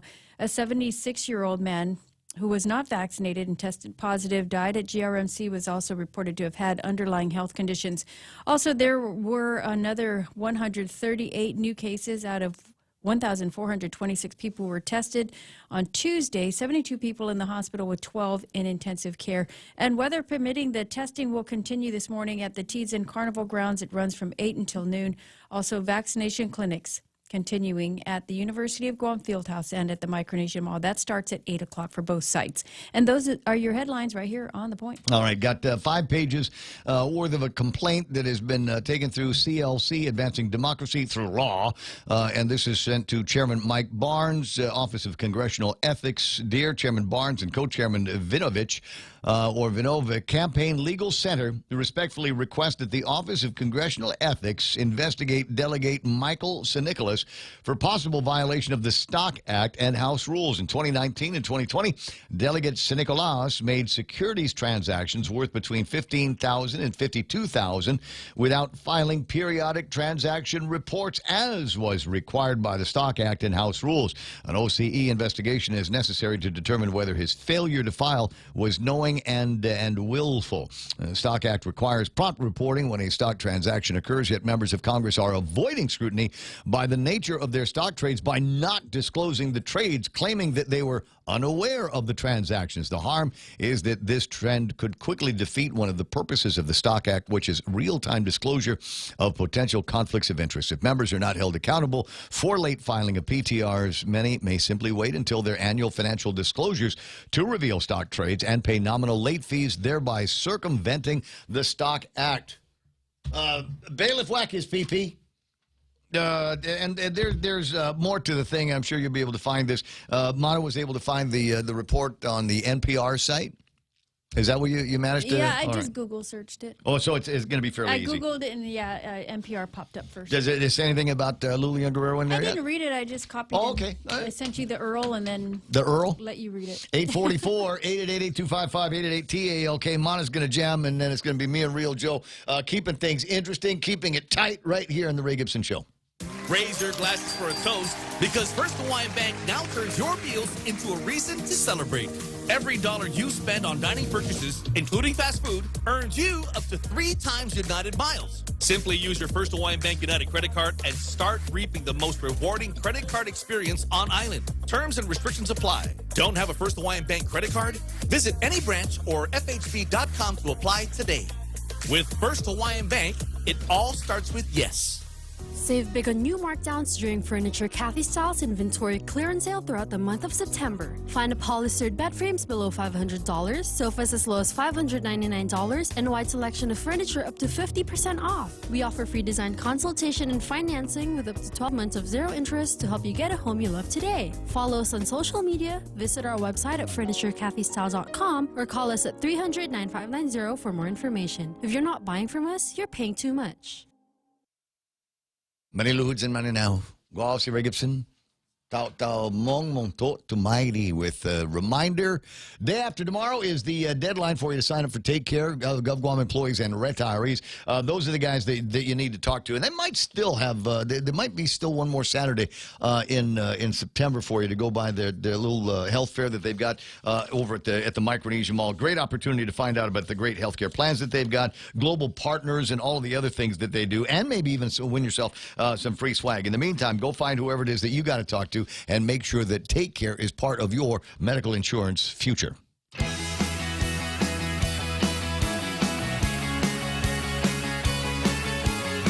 Vegas, baby. Vegas. I mentioned Vegas because that's where we've got a couple of folks listening on the Ray Gibson Show. Actually, it's not the Ray Gibson Show app. It's a 93.3 streaming app, and we can see the thousands and thousands of people worldwide that they're tuned in here. In that means to find out what the heck is going on Guam. What is it that people are talking about? Where are folks going with COVID-19 and getting the kids back in school, and just life in general here on Guam? And it hasn't changed kind of all that much. It's there. It's worth talking about, but it's not changed all that much since you moved away and found that spot in Las Vegas. Yeah, you're only making $20,000 a year, but did you notice that in Las Vegas, 20 grand goes a long way? Oh, yeah. You know what? Because there's competition in a lot of places. Where, like, the gas companies are at each other's throats to, who's got the lowest price per gallon of gas. And then the other cool thing about Vegas is, A, there's gambling, and B, you know what else they got in Vegas? And I'm sure other places, they got lotto. They got, like, lottos. And for $1 or $2, you buy yourself a ticket, and who knows, you might be able to win. I wanted to pass this along to you because we were talking with Janella from over at the Department of Public Health and Social Services. A lot of people concerned because the weather's lousy today. Are they still going to be doing any of the what do you call it, the testing going on today? The last word from Janelle, and this has actually gone out to everybody in the media, that regarding testing this morning at Tejan, inclement weather may affect testing our operations. Currently, we're operating on a weather-permitting status, and right now, the weather permits. We are swabbing when there are breaks or lulls. Those waiting to be tested can expect longer wait times. Staff and client safety is our priority at this time. We appreciate everybody's cooperation and patience as we do our best to test our community. All right. That's good news here. 8:47 in the morning, very close to our dear personal friend. I can say that, but the question that I always have is, Has he adopted the betel nut habit as his father did? Will Parkinson now from the Cannabis Control Board. Good morning, Will. How you doing? Oh, I'm doing great this morning. How about yourself? Not bad. I haven't seen you in a long time, but I got to tell you, I know we haven't talked. Well, and we should have. Can I remember what was it? The progressive Democrats came out against the chamber because the chamber was making a point about how nobody's got any money these days, and the governor ought to really help out by eliminating the what was supposed to be a temporary increase in the business privilege tax. And I got to tell you, I was quite almost offended by the response from the progressive Democrats, and I don't know whether that was just the difference between a conservative and a liberal, but I was annoyed by that. Could you back up a little bit of that statement? Because it seemed to me that there was more of a concern. I mean, I'm sorry. I know we were calling about something else, and I don't feel like I'm jumping you. But we're friends, so I can do that. It just felt like you guys were more concerned about 1,000 people that worked in the government of Guam that never took a day's loss of pay and really had things to worry about versus thousands and thousands of people here on Guam that are still holding out hope that their jobs might be coming back. Anyway, your thoughts? Well, you know what? The thing with the rollback of the BPT is because you got to remember when the BPT first came out, when the first initial raise was proposed, I came out and spoke against it. And one of the things I warned was if we raised the BPT temporarily, they would find a way to make it permanent. And here we are. Sure now. enough, Yeah? Sure enough, Governor Lou, that was one of the first things that she did. Oh, I'm keeping this forever. Yeah, but you got to remember, Governor Calvo, he was out there parking hearses and talking about shutting down fire departments. And so he really twisted the arm to get this BPT raised. Oh, I don't disagree with that, and don't need the history lesson. I remember I spoke out against those very aggressive measures and made reference to what I referred to as the drama department of the governor's office at Adelup, trying to get all this through. Of course, they managed to bamboozle the 34th Guam legislature when all of that happened, and the people of Guam have been stuck with the increases in the business privilege tax. I think the only people that made out on that were the government. And as it turns out, Will, I mean, you're good at looking at the numbers. As it turns out, we didn't really need the additional money anyway. Oh, I don't know about that. We could always use more money for more services. But the thing that really I worry about with the BPT rollback is the damage has been done with the BPT. All the businesses and all around the island have raised their prices and passed on that tax increase to their consumers already. Yeah, well, the fundamental law of taxation is businesses don't pay taxes. Businesses collect them from the customers. And the thing I'm worried about is if we roll back the BPT, there is no way in hell any of these businesses are rolling back their prices. So there's going to be no savings to the people of Guam. The BPT price increase is already priced in, and if we were to roll it back, I guarantee not a single business in the Chamber of Commerce would roll back their prices. Is the price of power the same as it was when that new BPT was introduced? Is the price of water the same as it was? The cost of minimum wage employees, is that the same? Do we not have businesses now that have got to pay additional transportation costs, not only here but in the shipping to get their products to the market? The market is not identical to what it was 2 years ago when that BPT was put in place. So I don't think that is a fair point to make. Also, it's an unfair point to make because the businesses weren't asking for an increase in the business privilege tax in order to raise their prices. Oh, I know. We were bamboozled by the previous governor. However, but my point still stands. If we were to roll back this BPT, not a single consumer on Guam would see a benefit from it. Only the very people who are paying the BPT. Because you got to remember, the legislature expanded the Dave Santos Act so more and more businesses qualify to pay zero BPT. It's just the biggest and wealthiest that are paying the BPT, and they just don't like that. This is going to be a fun debate one of these days when we get a chance to go face to face on this. Will Parkinson on the no.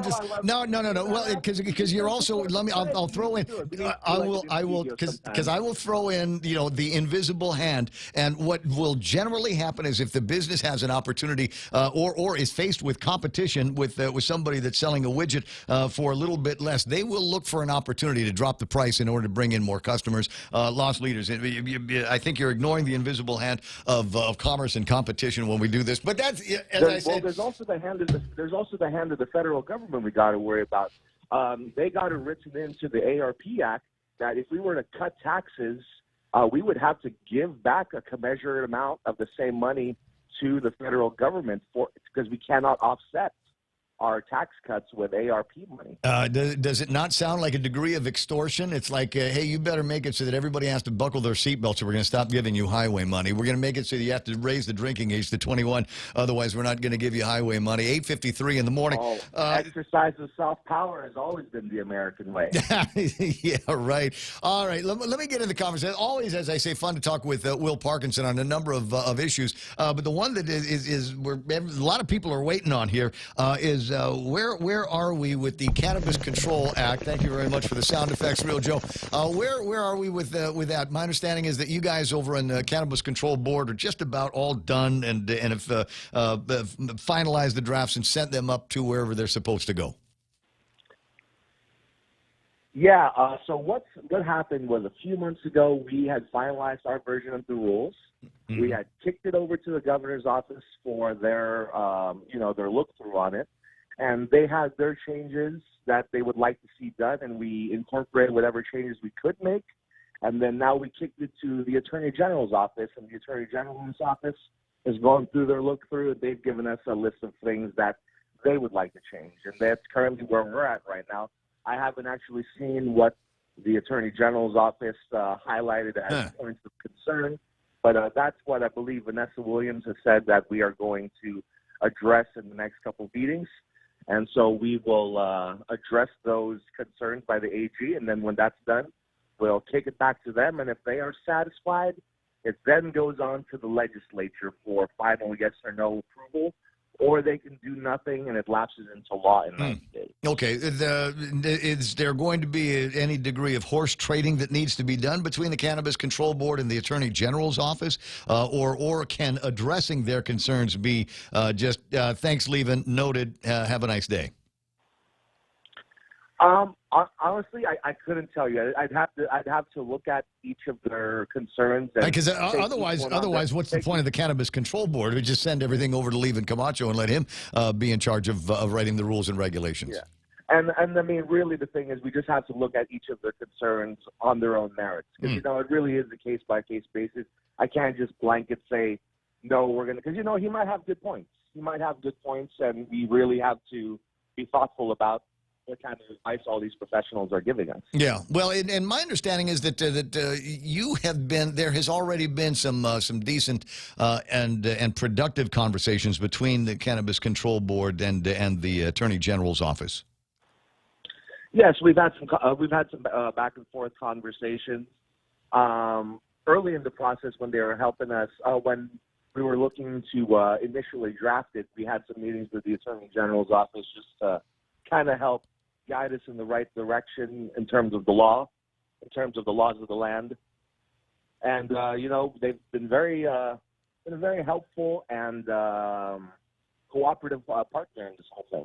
As the crow flies on the calendar here, with it being the last days, the waning days of September in the last quarter of 2021, as you say, some conversations between the Attorney General's office and the Cannabis Control Board, and once you've got some thumbs up from them, then you can send it over to the legislature, and they would have a certain amount of time to deliberate on that, take some kind of action, or let it lapse into law. As you said, in what, 90 days?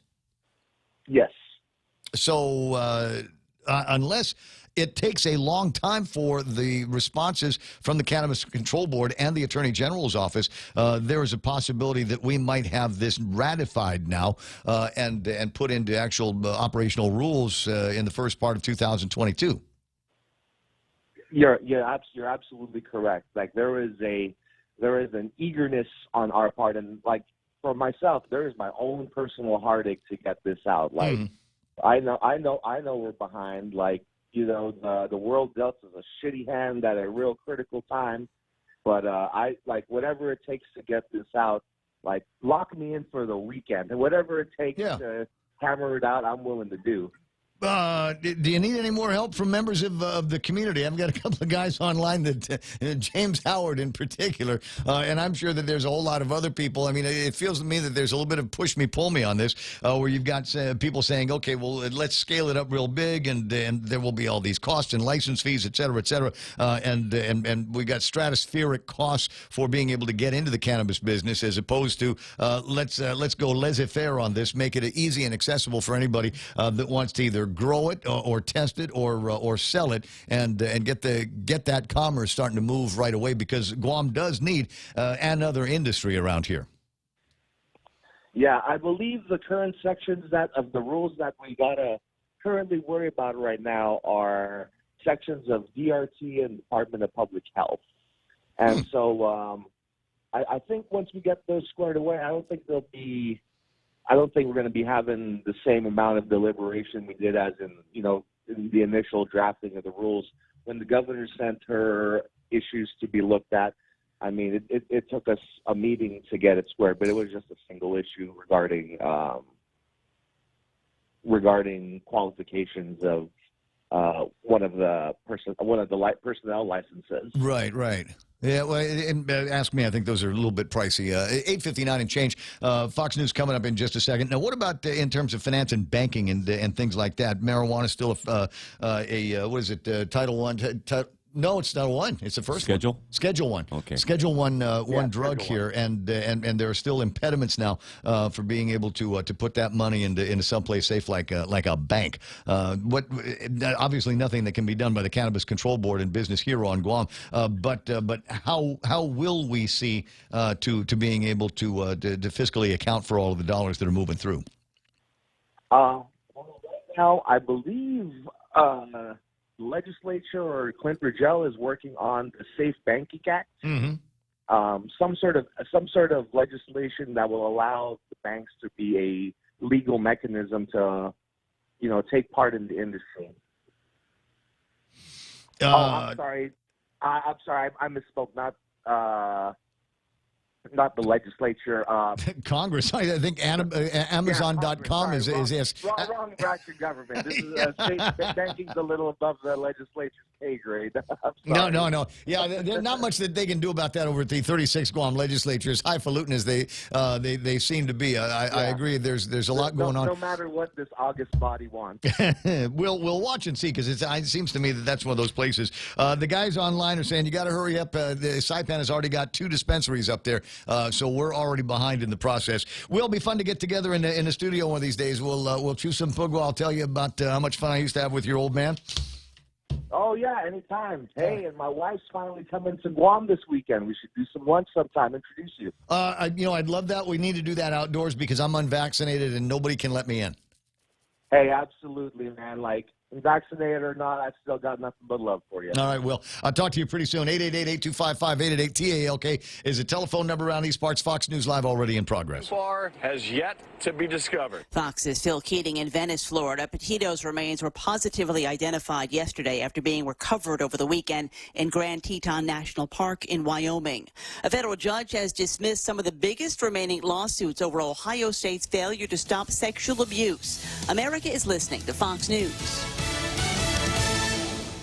Looking to furnish your home? Furniture Cathy Style offers a wide variety of beautiful quality home furnishings at affordable prices. Find the best deals with mattresses starting at $169, sofas as low as $699, bed frames starting at $399, and dining sets starting at $499. Schedule a free design consultation and let us help you create a home you love. Follow us on social media, visit our website at FurnitureCathyStyle.com or call us at 300-9590 for more information. Shop with us today. Here Here at Guam Auto Spot, we have the best selection in Buick, GMC, Mitsubishi, and used cars, like the 2021 Mitsubishi Mirage, as low as $127 per paycheck, 0 down. Or this 2021 Buick Encore, as low as $237 per paycheck, 0 down for 72 months. Call 478-AUTO to schedule a test drive or get pre-approved online at guamautospot.com. Come. 2 suspects in connection to the disappearance of Kristen Smart, a California college student who went missing decades ago, will stand trial. A California judge ruled there is probable cause that Paul Flores, who is now 44 years old, killed Smart, and that his father, Ruben, helped him dispose of the body. According to witnesses, Flores was the last person seen with a very intoxicated Smart in 1996 at Cal Poly State University. Prosecutors believe Flores killed her while trying to rape her in his dorm room, then buried her under a deck behind his father's home. They also believe the body has since been moved. Paul will stand trial on a murder charge. Ruben will face a charge as an accomplice. Defense attorneys say the prosecution didn't provide enough evidence. Rob Dawson, Fox News. The FAA says the pilot of a hot air balloon that crashed in New Mexico in June, killing everyone on board, had marijuana and cocaine in his system. Pilot Nicholas Molesky and his 4 passengers were killed after the balloon hit power lines and crashed into a busy intersection. The NTSB has not yet ruled on the cause of the crash. A volcano on La Palma in the Canary Islands continues to erupt, threatening tens of thousands of people. The volcano on the island off the coast of northwest Africa is sending a wall of lava 40 feet high across the countryside, as well as shooting rocks, cinders, smoke, and toxic gas high into the sky. The lava's temperature is around 1,800 degrees Fahrenheit and is moving at some 400 feet an hour, engulfing homes and buildings in its path. Nearly 7,000 of some 80,000 on the island have evacuated. No casualties are reported yet, but 320 buildings have been destroyed, 380 acres covered by molten rock. Fox's Greg Palcott. United Airlines says 97% of its U.S. employees have been fully vaccinated against COVID-19. The Chicago-based airline is among a group of companies requiring vaccinations for employees. United employees have less than a week to get the shot or lose their job. I'm Lisa Lacera. This is Fox News. Do you have a pain or loss of function in your hand or upper extremity? Then have Dr. Jerome Landstrom, a board-certified hand surgeon and combat veteran with over 25 years in experience in diagnosing and treating upper extremity and hand problems. He'll provide care to you and your loved ones so you and your loved ones can take care of yourselves and others. Call 671-646-HAND for an appointment and visit his website at www.pacifichandsurgery.com. GovGuam employees and retirees, it's time to choose your health plan. Choose a network of more than 200 providers, including GRMC, GMH, STA, AMC, IHP, and the FHP Health Center. Choose lower copays at preferred in-network providers. Choose fitness partners, including PFC. Choose a payroll deduction as low as $2.04 biweekly. For yourself and your family, choose Take Care. Open enrollment is September 1st through the 25th. For more information, go to takecareasia.com or call 649-0468. Take Care, our island, your health plan.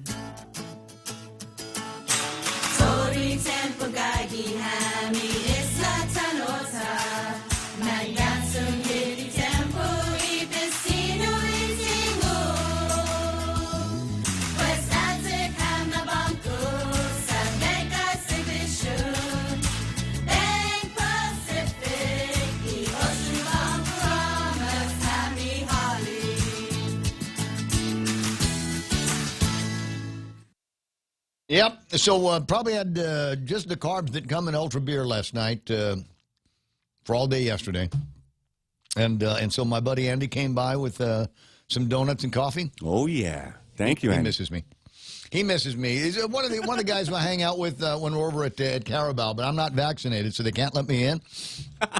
And apparently he misses me enough to bring me chow. Thanks, man. Andy. I appreciate it, and thank you for recognizing the hot Asian women that I hang out with. And maybe that's among the reasons why he misses me. It's like, when are you going to be hanging out with those guys again? I'll bring more donuts. Where are we now? 7 after 9 o'clock in the morning. So I'm going to try to eat through this as quickly as possible. And a reminder, the portions of the program are brought to you by our friends over at APL, American President Lines. Global presence with a local home. If you're looking for something to celebrate, it's Rosemary's birthday.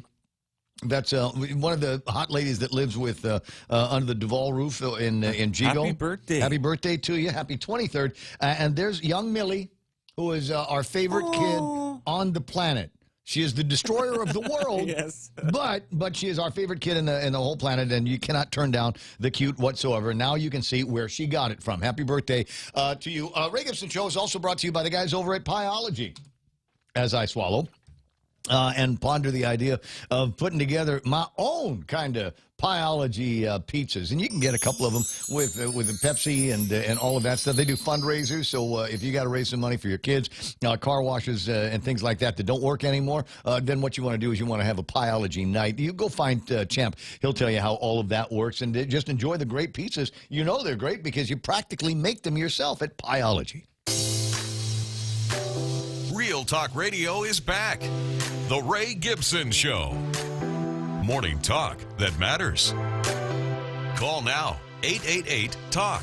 That's 888-8255.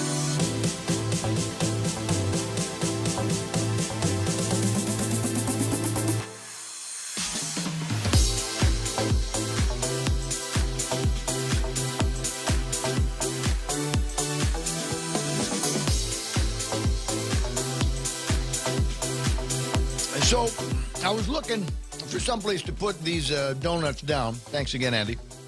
And I thought, oh, you know what? I'll put them down. Real Joe prints out a bunch of stories. I've told you this before. Prints out a bunch of stories from that were big news on other newsrooms. I generally get a big chunk of the news from the newspapers, and I forget. Oh, there's still KUAM and PNC, et cetera, et cetera. Real Joe doesn't, and so he got me a bunch of stories. So I put I put the donut right down on this, and I thought, wait. I might want to riff on that. And it's a story. Videos circulate. Oh, my God. There are people in the media. Can I spend another minute talking about how some of the people in the media just absolutely disgust me? I just never met a bunch of more of a bunch of Karens in the world than some of the people that I gotta share airwaves with. Oh, my God. Videos circulating of bars allegedly breaking COVID rules. Oh, what's the matter? Well, you went in the you know what this is guys going in the bars and they see some hot chick and they, are hanging on, talking to them, and they're hanging on the wall like for dear life, and nothing happens, and they go and they say, well, the bar scene's not for me. Well, yeah, loser. That's you got to work on game here, buddy. And so anything that happens in the bar now, it's a bad thing because somebody didn't get lucky, somebody didn't score in the place. So, yeah, there's videos floating of people in the bars, and you know what they're doing? They're dancing. Oh, man. Without masks on. Whoa. And they're drinking alcoholic beers, alcoholic beverages, right? Oh, my God. Yeah, they're bars. And they've even, this is the part here where I wanted to spend some time after the conversation with Frank Bloss in the last hour, because Frank says, you know what, I'm getting a lot of people bugging me about the new rules and regulations, the mandates that go into effect now for employees of the executive branch of the government of Guam, and I think I'm going to write a letter to Lou asking her to hold off on that. 26 pages, apparently, of new policy. And what's going to suck is the supervisors and management and department heads of agencies are going to be getting that information at the same time as the employees are. I don't know about you, but my sense of the government here is that unless there is a full-blown seminar from among the Department of Administration and Public Health and the people that are going to be tapped to enforce these mandates, there are going to be rampant and frequent misinterpretations of the code. People will be disciplined, and maybe not in the right way. Maybe people are going to be terminated, and there will be appeals to civil service. And guys are going to get their jobs back and back pay and make more than the directors. I just have this sense that that's what's going to happen. But then it occurred to me, wait a second, maybe now that Cabrera is out and Berg is in terms of influencers at the governor's office, maybe there's a change of heart. Maybe they're looking at things. The governor in today's Guam Daily News. Sorry, Pacific Daily News. virus is going to be with us. We must accept that it is going to be with us.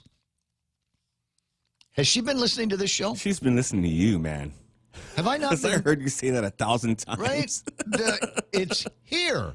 And maybe Macris got to her. It's not going. COVID-19 is here. We're going to have to deal with it like measles, mumps, and rubella, and pink eye, and hoof and mouth that the kids get. It's not going anyplace. We need to move on with some normalcy in our lives. You know what else maybe they're listening to? Is me and a daily countdown on how many days there are until the next primary election. 338. This is very different than from the last surge. The governor said, the last surge, we did not have advanced intervention treatment. We have more tools that we can use. Not directly quoting me or the people in Singapore or Denmark. For God's sakes, we threw vaccines at 112. What's the number? How many people are vaccinated in Real Joe? Over 85% now. It's got to be way up there. There's a big chunk of the eligible population are vaccinated. We threw the best medicine that we had available from Pfizer and Moderna and Johnson & Johnson. For God's sakes, they make baby powder. Huh? How awful could their vaccines be? We threw the absolute best that Trump could give us at COVID-19, yet people are still getting sick. Yet people that have the vaccine are reporting. I just got a picture from a friend of mine and it's got his a note where he got his first shot and the second shot and now a space for a third shot. Oh, wow. Oh, well, isn't that special? Isn't that special? We've got a vaccine so good, 3 months later, he needed to get a booster shot, right? How about that? That's where we are. And so I'm looking at this going, somewhere, somebody might have talked some sense into this woman. She said residents who test positive and who might benefit from monoclonal antibody treatment are being referred to a new government infusion center opened up in Manila near Jamaican Grill. This center, but not close to Pochan, right? Is that I gotta go find the place. The center can treat about 10 patients an hour, and the goal is to increase its capacity to about 20 patients an hour. We're seeing that our measures are working, and I'm trying to avoid a lockdown so we can continue with some normalcy in our lives. It's been 18 months now. 18 months, she said. And now getting back to the story about the bars that some loser in the newsroom, they're dancing in bars and they're talking to each other and they're drinking from plastic straws. The governor said she isn't concerned about videos circulating on social media which show patrons without masks closely interacting in local bars. And so this is kicker time, right? The Public Health Contact Tracing and Investigation Screening is saying that most of the positives are coming from households. They're not coming from bars, and they're not coming from restaurants. No! Is she in a debate with herself? If they're not coming from bars and they're not coming from restaurants, then the answer in my mind would be today, issue an executive order that lifts all the restrictions on bars and restaurants. Or wait. Why not? Why not? Why not would it be? Why would that not make prudent sense, scientifically, medicinally, economically? If we know that, and by her own words, I'm not suggesting that Tom Pinehoff and Regina and Jeff and McCrouch and get into a lawsuit here, but she said it on the radio. And it's in print that the public health people are saying that it's not coming from, the spread ain't coming from bars and restaurants. So the fact that there are still restrictions on bars and restaurants seems contradictory to that statement from the governor of Guam, the highest elected position that we've got on Guam. Is there nothing can be done with that nugget of information? Could not a judge, could not a restaurant or a bar or both go and say, well, what's your evidence? The governor's statement. So maybe we can put a stop to this nonsense, at least for the restaurants and bars, because clearly it isn't coming from there, and it ain't coming from me because I haven't been to any bars and restaurants. 9:17 in the morning. 888-825-5888-TALK. And is that the doctor on the line? No, it's Darren Cruz. Oh, my bro Darren. Yeah, this is my classmate. Yeah, that's a good morning for classmates. Yeah, good morning. Okay. Sir. Don't call him Senator yet. I said, sir. Oh, okay. I got you. 9:17. General Darren Cruz on the line. Good morning, sir. Hey, Ramon, Hey. how's the day? I'm doing okay. I did get the message from my now and another invitation to go and party in your backyard down in Molesu. Yeah, I told him you had other priorities besides coming down to Molesu. Well, no, it's not that. I love the village here. It's just a long way to party with you guys and worry about getting the safe transport home. You know what I mean? Well, I'll make it worth your while, bro. We make it down south. As I always do for anybody that comes down that far. That's a fact. Actually, let me know when we're going to be drinking with the boys from Japan, the self-defense ground forces. That was an awesome time a couple of weeks back.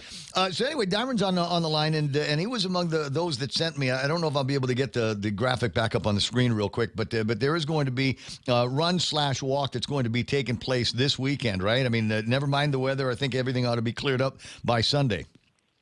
Well, even if the weather's, who says he can't run in the rain? Nobody in the military. When it rains, we trains. Well, yeah, that's right. Maybe some other services. I won't mention which service that is. I'm not saying anything about the Air Force because you know what? I just found out from the general here the charcuterie competition that they were going to do for Christmas. There was a whole big Christmas gala for charcuterie competition. Apparently that's off, but Glee Club is still meeting tonight. I can't even spell that, so I won't even go there. So let me get some basics out of the way here. The deal is going to be coming up at 4:30 rally time down at Pago Bay, right? That's right. 4:30 show, 5 o'clock go from Pago Bay all the way along Route 4, cross Route 1 into Paseo Statue of Liberty. That's the end point. Okay. We had a meeting yesterday with volunteers, and we're still looking for volunteers. If anybody wants to step up and help at Old Dark 30 on Sunday morning, please give me a holler, and we'll make it happen. But basic concept for that, Ray, is again, this is not like any other 5K or any other race on Guam. There's not any amount that you pay for a bib. As a matter of fact, we're scrambling to get whatever bibs to slap on people and just go with it and have fun. The Guam Running Club with Rich Tidegui and his band of merry men and women are stepping up to the plate. He's a veteran, and a lot of these guys are veterans, and so they're stepping up to manage the route and make sure we get down there to Point B safe. Working closely with the Asan Maina Mayor's office and their crew, getting everything logistically set up for this. We will have, per your last comment, I think it was last Monday or this past Monday. Where's the barbecue and the beer? I said, we'll have that. We'll have that discreetly stowed for you on the back of the truck. You know the deal. So the way to do this is you get online onto that barcode or any that website, and you pledge any amount. There's no set amount to pledge. You can just pledge $1. You can pledge as much money as you want, and then show up at the site. And we'll give you a bib. We'll check your name off, and then off you go. For those that pledge and are participating, if you want to pick up your bib, you can pick that up at the Asan Maina Mayor's office across the church in Asan between 10 a.m. and 1 p.m. tomorrow. If you don't make it, then you can always pick it up at the site, and we'll handle one. Yeah, just show up. Now, for one of these things, it's you're going to go. So I leave my car over at Pago, go to Paseo. Will there be a ride back, or are you encouraging people to park at the end of the race, the finish line, and then take the bus? Yeah, well, we encourage everyone because the parking is, and there's private property around that beach down in Pago Bay, so we don't want to get into that mess. So you show up at Paseo Loop, there in the parking lot. Mr. Frank Florig from the Guam Special Olympics and the president of the Brotherhood of Veterans Motorcycle Club has found us 3 buses that'll load runners at Paseo, and then we'll shuttle them to Pago Bay. The buses will be available between 3:45 a.m. and 4:15 a.m.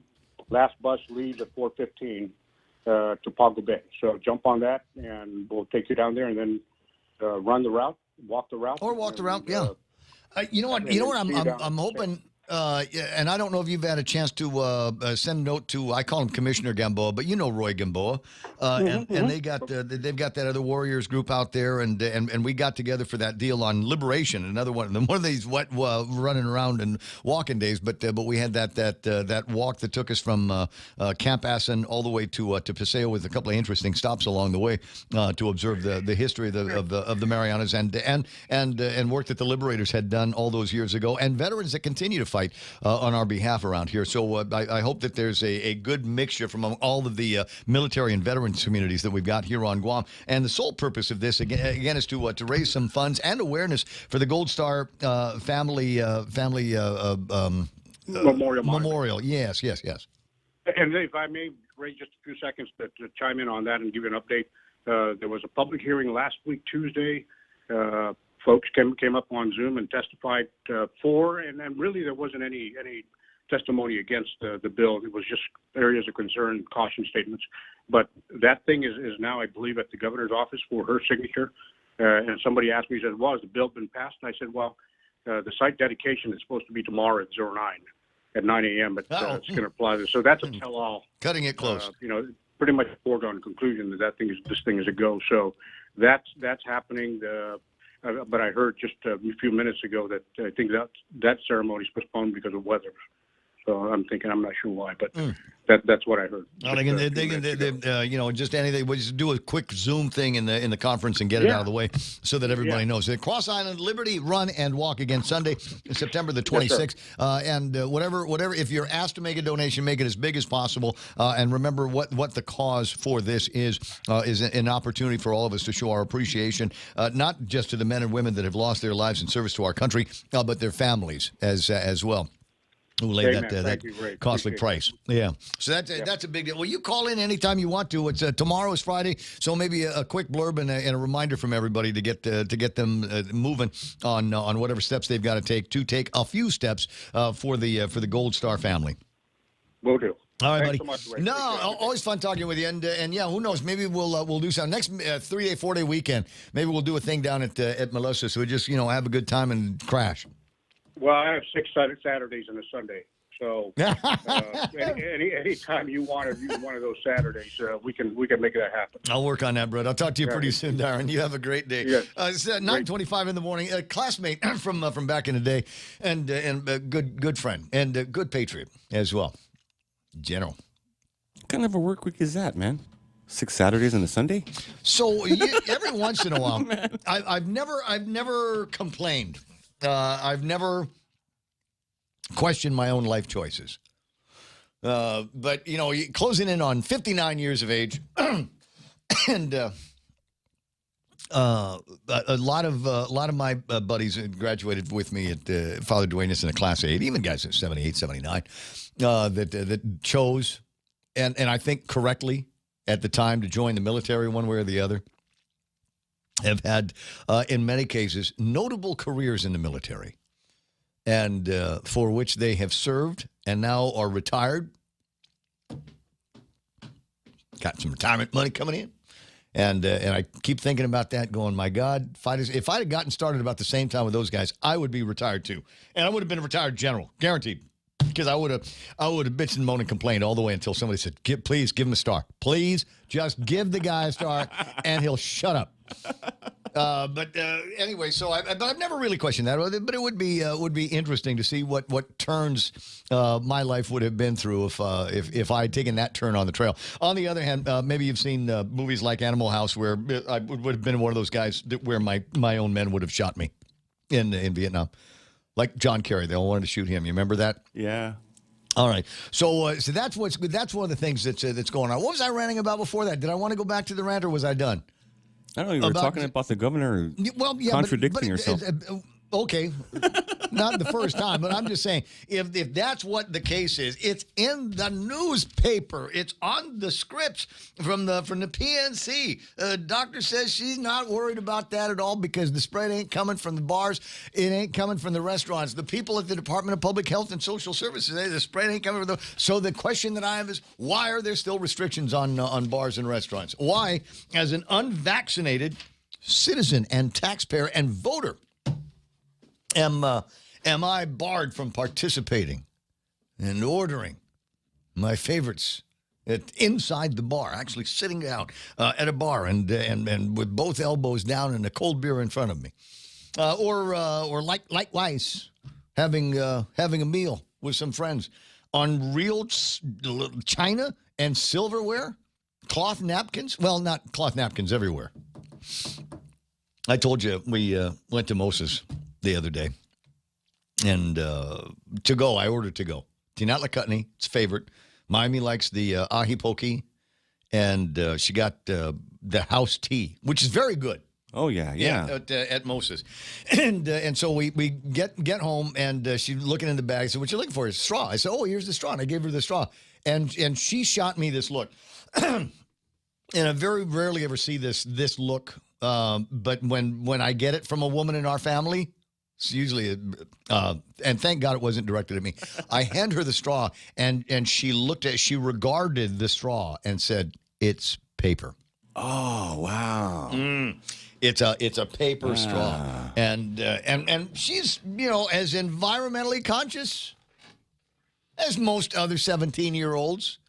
But that was the one thing I think where she and maybe others in her age group go, "You've gone too far. You've gone too far with this."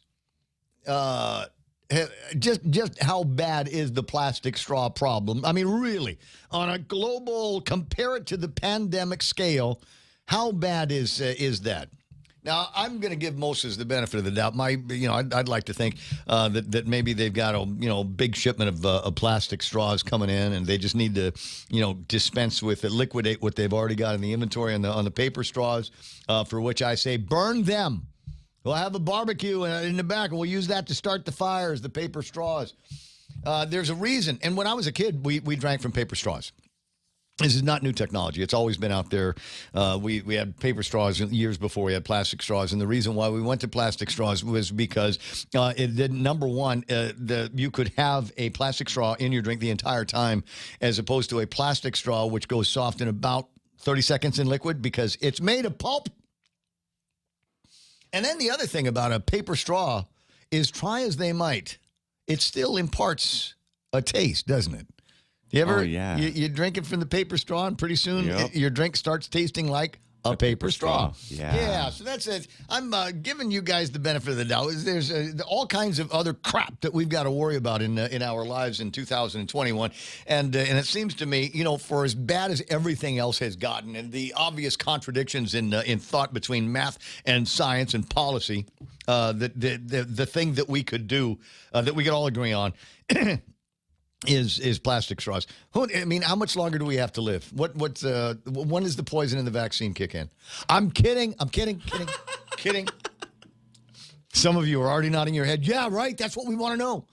So take the vaccine, and then they turn on the 5G, and then we zombie day that day or the next day? I don't know. And the lizard babies. That's going to be a name for a rock band. Me and you, Real Joe. We'll learn some chords. I'll be the lead guitarist, and you can be the drummer, and that's going to be the name of our band, Lizard Babies. Unplugged. So anyways, so we all want to know, how much longer do we have to live? What's going to kill me first? Is it COVID-19? Is it too much to ask if I'm going to have to die from COVID-19 because I'm unvaccinated to have a nice drink with a plastic straw? I'm just going to leave that out there. You decide. 9:31 in the morning. Now, you might be wondering if you're still with me in the conversation. Well, so she had a plastic straw or paper straw. Did you have a plastic straw to give her? And the answer is no, I did not have a plastic straw. You know what I did? What I did have? Once upon a time, Sam Shinhara from United. Okay, The airline, you yeah, heard of them? Sam, yeah. Anyway, they gave me a swag bag, and inside the swag bag, which was popular about the same time, you remember when they went away from the plastic straws, there were two alternatives. One of them was the paper straw, and then the other one was the stainless steel or copper ones, right? You remember those? The rewashable ones. Yeah, the washable. Yeah. So I actually had one, and Miami says, "Is this clean?" And I said, "Do you really think I would have drank something out of this? I'm your dad. Do you think that I actually would have tried to drink something out of this?" And she says, "You're right." It's a quick rinse just to make sure weren't any vermins living inside of it, and she enjoyed the rest of her tea with that. And I bring that up by way of going to the next story in our coverage. This comes from the Gateway Pundit. If you're not reading the Gateway Pundit, you're misinformed. Violates Civil Rights Act of 1964. Those are the words of United Airline employees suing over the company's COVID vaccine mandate. Attorneys for the employees argue the airline's vaccine mandates violates the Civil Rights Act of 64. Well, there's an interesting place we might want to take the conversation. GovGuam employees and et cetera. In August, United said all of its 67,000 U.S.-based employees must be vaccinated for COVID by September 27th unless they had a religious or medical exemption. According to the employees, United is not accommodating religious or medical exemptions as promised. Rather, the employees are being put on 6-year paid leave. Hey, I don't understand how the airline world works. We filed this lawsuit to protect the rights of honest, hardworking United Airlines employees who have religious or medical reasons not to receive the COVID-19 vaccine. United has refused to grant any accommodations, and these employees are scared by United's draconian mandate that forces them to either get the vaccine or lose their job. That's unacceptable in America, said the high-paid lawyer. Headquarters employees whose exemptions are approved will be placed on leave until United decides on safety measures, including whether the person needs to come into the office. Lawyers argue that under the Civil Rights Act, United must make reasonable accommodations for employees, which could include requiring masks or testing for unvaccinated employees. Lawyers note that even the Biden administration's recent vaccine mandate accepts COVID-19 testing as an alternative to getting vaccinated. This is not about how effective the vaccines are, whether United may mandate vaccination. The fact is that some people have sincere religious objections to the COVID-19 vaccine, lizard babies, and the Civil Rights Act of 64 requires employers to respect and accommodate those beliefs. United has failed to do this, they say, also have special medical conditions, and physician notes not to get vaccinated, which was the subject of some debate on the program yesterday. And that's where we find ourselves now. It will be interesting as time goes by and all of these cases are coming up with regard to vaccine mandates, whether you're being mandated to get vaccinated or vaccinated and test weekly or vaccinated and exemptions for religious and medical and da-da-da-da-da. Wouldn't it just be easier? Oh, and then you've got the point from the other side, the unvaccinated people that are saying, well, if we are the same as vaccinated people with regards to our ability to get COVID-19 and infect other people with COVID-19, then why are we not testing likewise vaccinated people to make sure that they don't have any COVID-19 boogers just laying around that are, waiting to infect the unvaccinated, which is what I think is happening all the time. 9:35 in the morning. I'm going to take a break whether Real Joe says I can or not, and be right back in a sec. Hey, Jack. Uh-huh. Is it true Jack in the Box has breakfast all day? That's why we call it all-day breakfast. And all night? Yep. Early evenings? You're so close to getting it.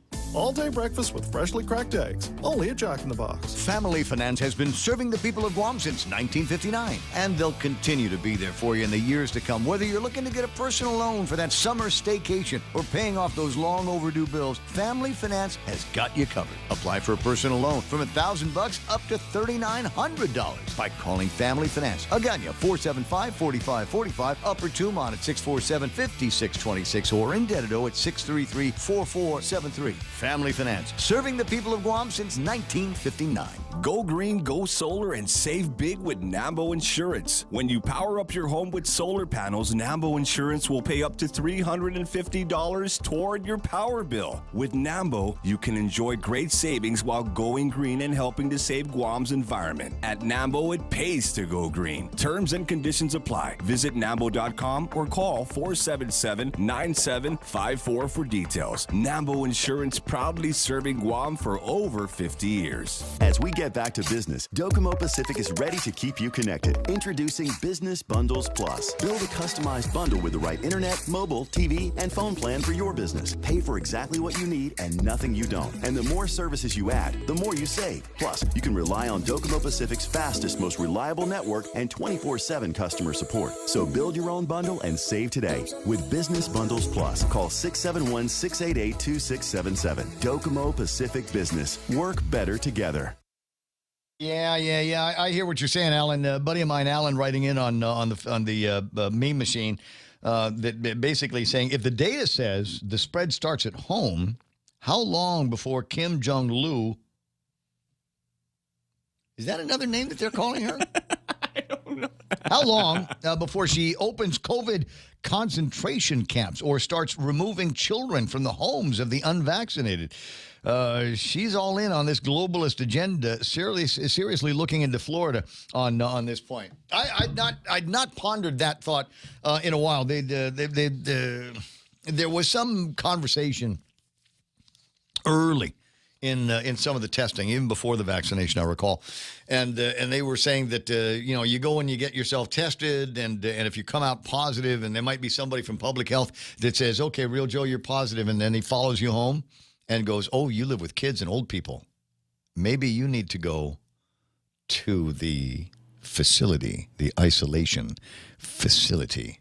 And they would suggest, at the time, it was suggested that they didn't need any other authority than what they already had to take you kicking and screaming from your house and put you in an isolation facility until they determined that you were okay, or that the living arrangements at your house would have been made such that there was less of a chance for spread, which is what they were doing in Wuhan in China 2 years ago at this time. 20 away from the top of the hour. Interesting, Alan. I appreciate that, and it will turn into a nightmare that will prevent me from getting my nap in today. Appreciate it. Good job. 9:39. And there was another thing I wanted to talk about here. Was it saying looking into Florida at this point? And I really have a lot of time to riff on it yesterday because I looked at the table of contents late, and I realized that one of the things that I wanted to talk about was a story in the newspaper. They'd caught up with Jerry Perez, who is the lead brainiac and numbers guy for tourism on Guam. And he made a pronouncement that in all of fiscal 22, that starts next week, in all of fiscal 22, we can expect 135,000 tourists. And you're going, well, what is that, a month? We're breaking it down by month there? Is that 135,000 tourists a month? No. If I read it right, he said 135,000 tourists for all of fiscal 22. Maybe 39, maybe, if things start going the right way in Japan, maybe 39,000 or so tourists from Japan coming in, and the balance from some of the other source markets that we have. And depending on who you are and where you are in the strata of our economic society here on Guam, that might have been all you needed to hear. Now, I'm not going to promote a brain drain.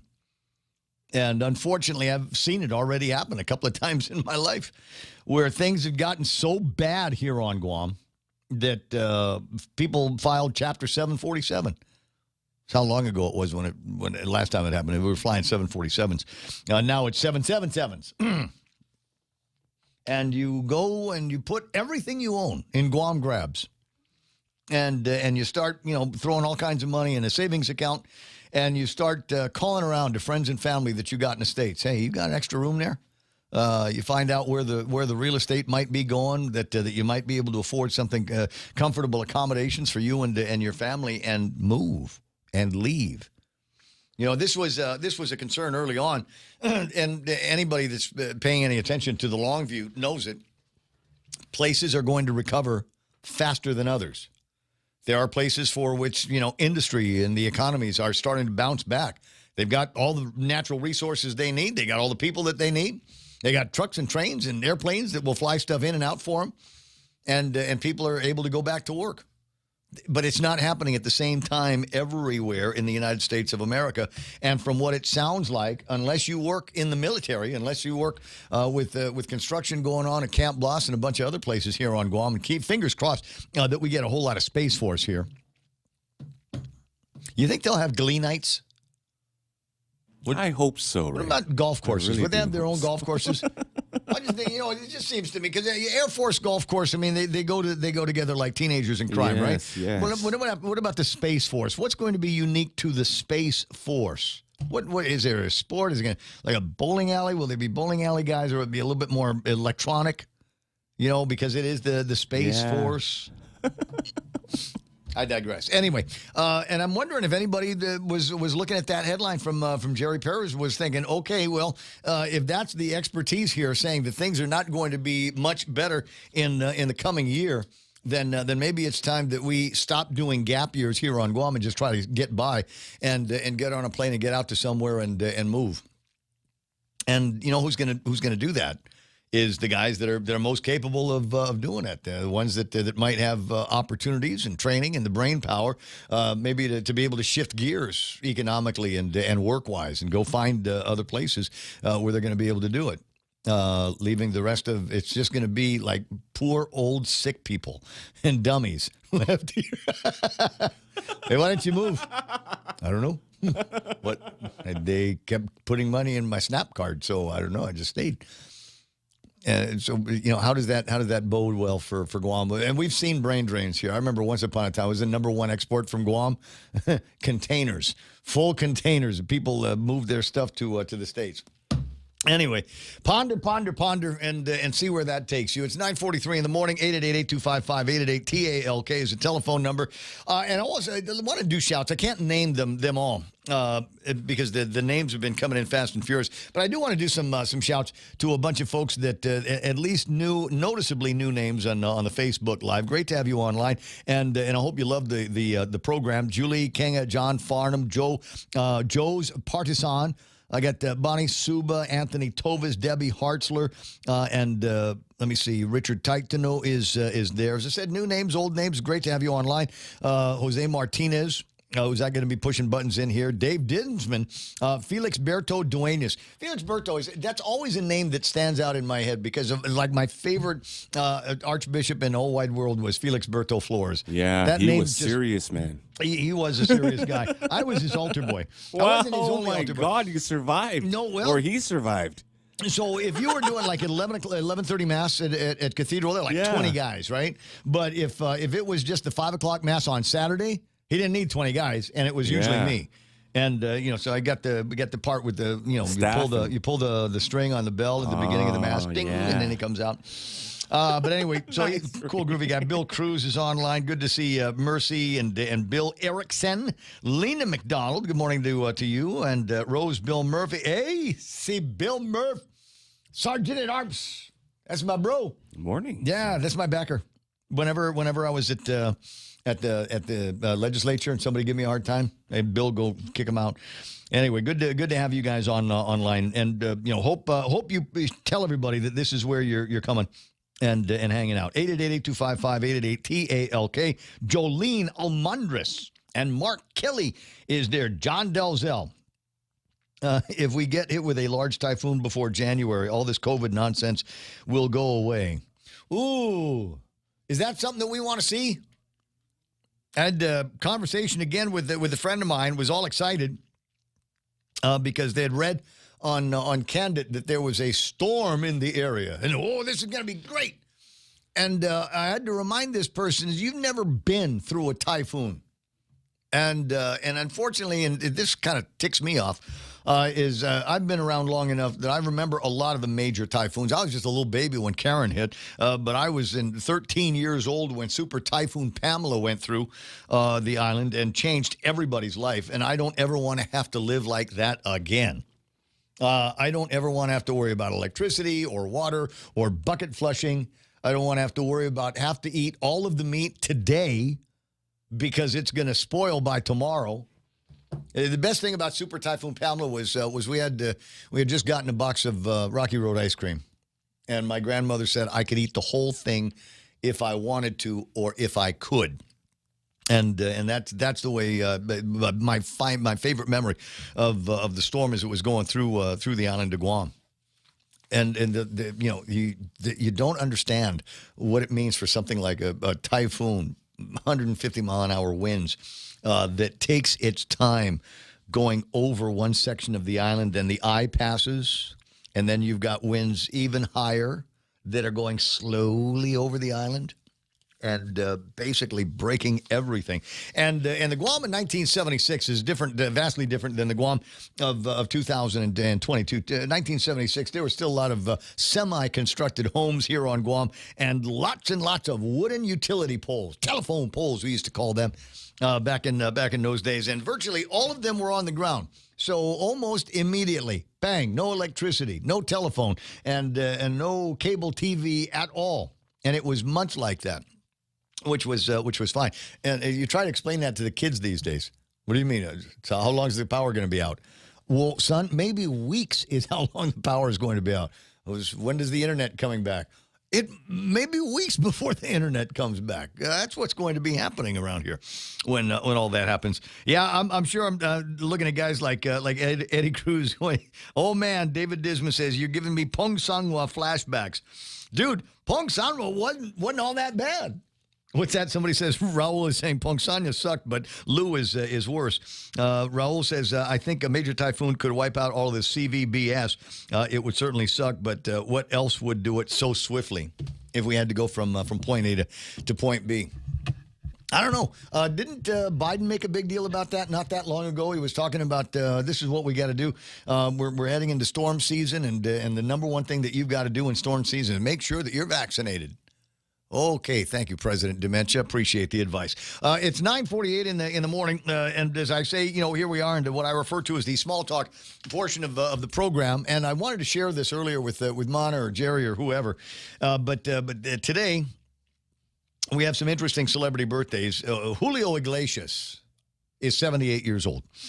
Bruce Springsteen, the boss, named a whole radio station after him, is 72 years old. And Jason Alexander, I don't get enough time to praise, but certainly one of the greater character actors that is out there. You remember him from Seinfeld. He's 62 years old. Now, there's a whole bunch of other people that have birthdays, but I don't recognize any of the names, so I'm not going to bore you with that. It's International Day of Sign Language. And somebody was talking, I think it was, is it Dinesh D'Souza? It is. And Dinesh D'Souza, I think, is the guy that put together that meme that says, you think you've got a hard job? Imagine being the sign language interpreter for President Biden. And by way of example, I think what they did was they took a speech of Biden's and then timed how long it was before the sign language interpreter just started doing jazz hands. You know what I mean? Yeah. So there we go. It's International Day of Sign Language, Pot Pie Day, KFC chicken pot pie. Snack Stick Day, Restless Legs Awareness Day, and what should be a holiday around here, White Chocolate Day. But you know what I'm thinking, right? Yeah. White chocolate mocha? Yeah. Thanks, James Howard. Appreciate that. Survey of drivers has revealed the best foods to eat while driving: candy bars, French fries, potato chips, and chicken nuggets. And I can agree with a variety of those things. Yeah. But here's the thing. This is not local. No, it's not. What is the best local thing to eat, right? You went to mom and pop store, and right next to the cash register is all of these local snacks that you can pick up, and you can only get one, and you're going to jump in the car in a second. What's it going to be? What are you going to be getting? Oh, dude, I got to do a shout out. I didn't get the guy's name, but he works at, speaking of, totally local. I was at the beach watching sunset last night, and this guy pulls up with a kid in his car and a flashlight. And I'm going, ooh, they're coming here to get the cats. Because there's lots of cats there. Anyway, so he's walking around the boondocks and going checking on the trees, and he walks out with, I don't know, maybe 4 or 5 coconuts. And I said, what you doing? He's harvesting coconuts. And I told him about maybe a couple of places up and down the beach where he could go and find some more of these coconuts, brown coconuts that fall off the tree. So what are you doing with them? He says, well, I work over at Sodi's. Oh, my God. Oh, wow. Yeah, and so they needed to get the coconuts so that they could husk them and come to it and make all kinds of stuff. I mean, there was enough demand on it that they couldn't keep up with whatever it is that they're cooking. And I'm not sure what it was that required so much of the coconut. But he says we need so much that even after we've got our own, charge coming in, we got to go and find some more. And that's why they were out, 7, 8 o'clock last night hunting for coconuts. So I don't know what it is, but maybe I'll ask the same question. You're at Sodi's and you're going, okay, I can only have one of these things and I need to eat it on my way to work. So what's it going to be, Real Joe? Buchi Buchi. That's my favorite. That's thing. yours? That's your go-to? Buchi Buchi. Empanada.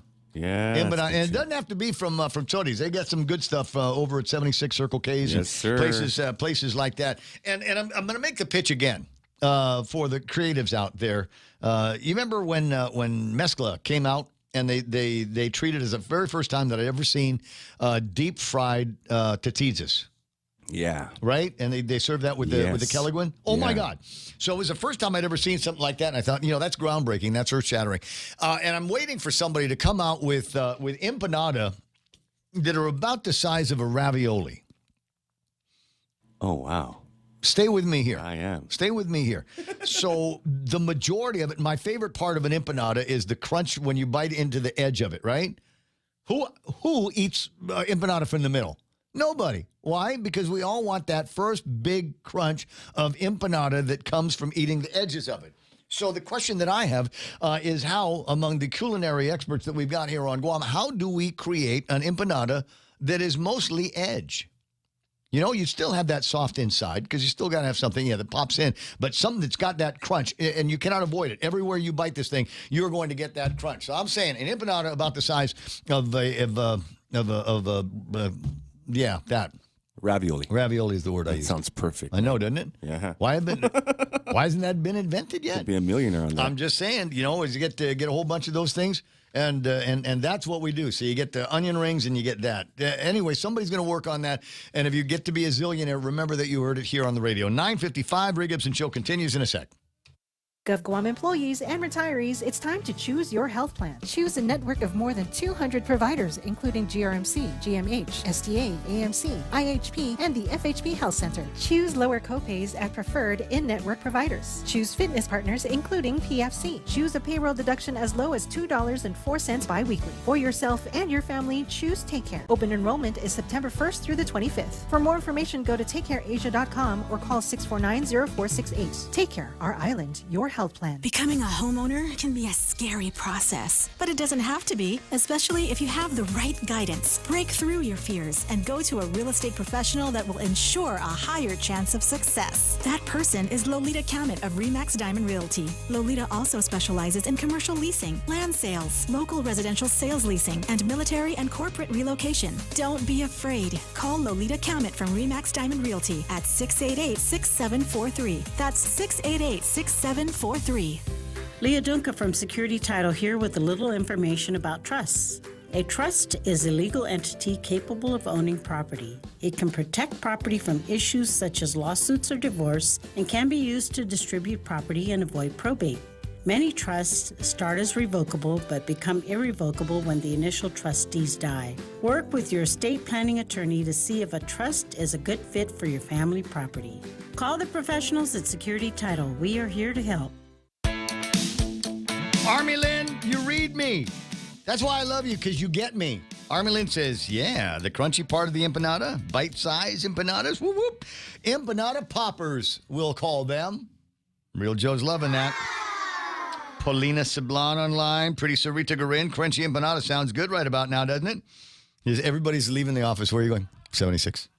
Are you close to Tories? 9th Street. 9th Street. Ooh, Felbert. Driving while Shanghai Lumpia-ing. Teresa's Espanol, says Jerome. Driving while empanada-ing falls in on that category. Isn't that something else? Ponder. Why don't you? There's an opportunity out there for you. That's a look at what some of the people are talking about on Facebook Live, YouTube Live. Howard Experience, keeping track on stuff. Booney Dog Tomorrow must have chimed in while I was eating the donut. Says, I can't figure out if he's feeding himself or the beard. And then something about an infusion center. Is that something new for Hunter Biden and his new venture? Also saying, if it wasn't for the Air Force, the bestest branch in the U.S. military, we would not have Pilates. Oh, I didn't know that. Is that their thing? I had no idea.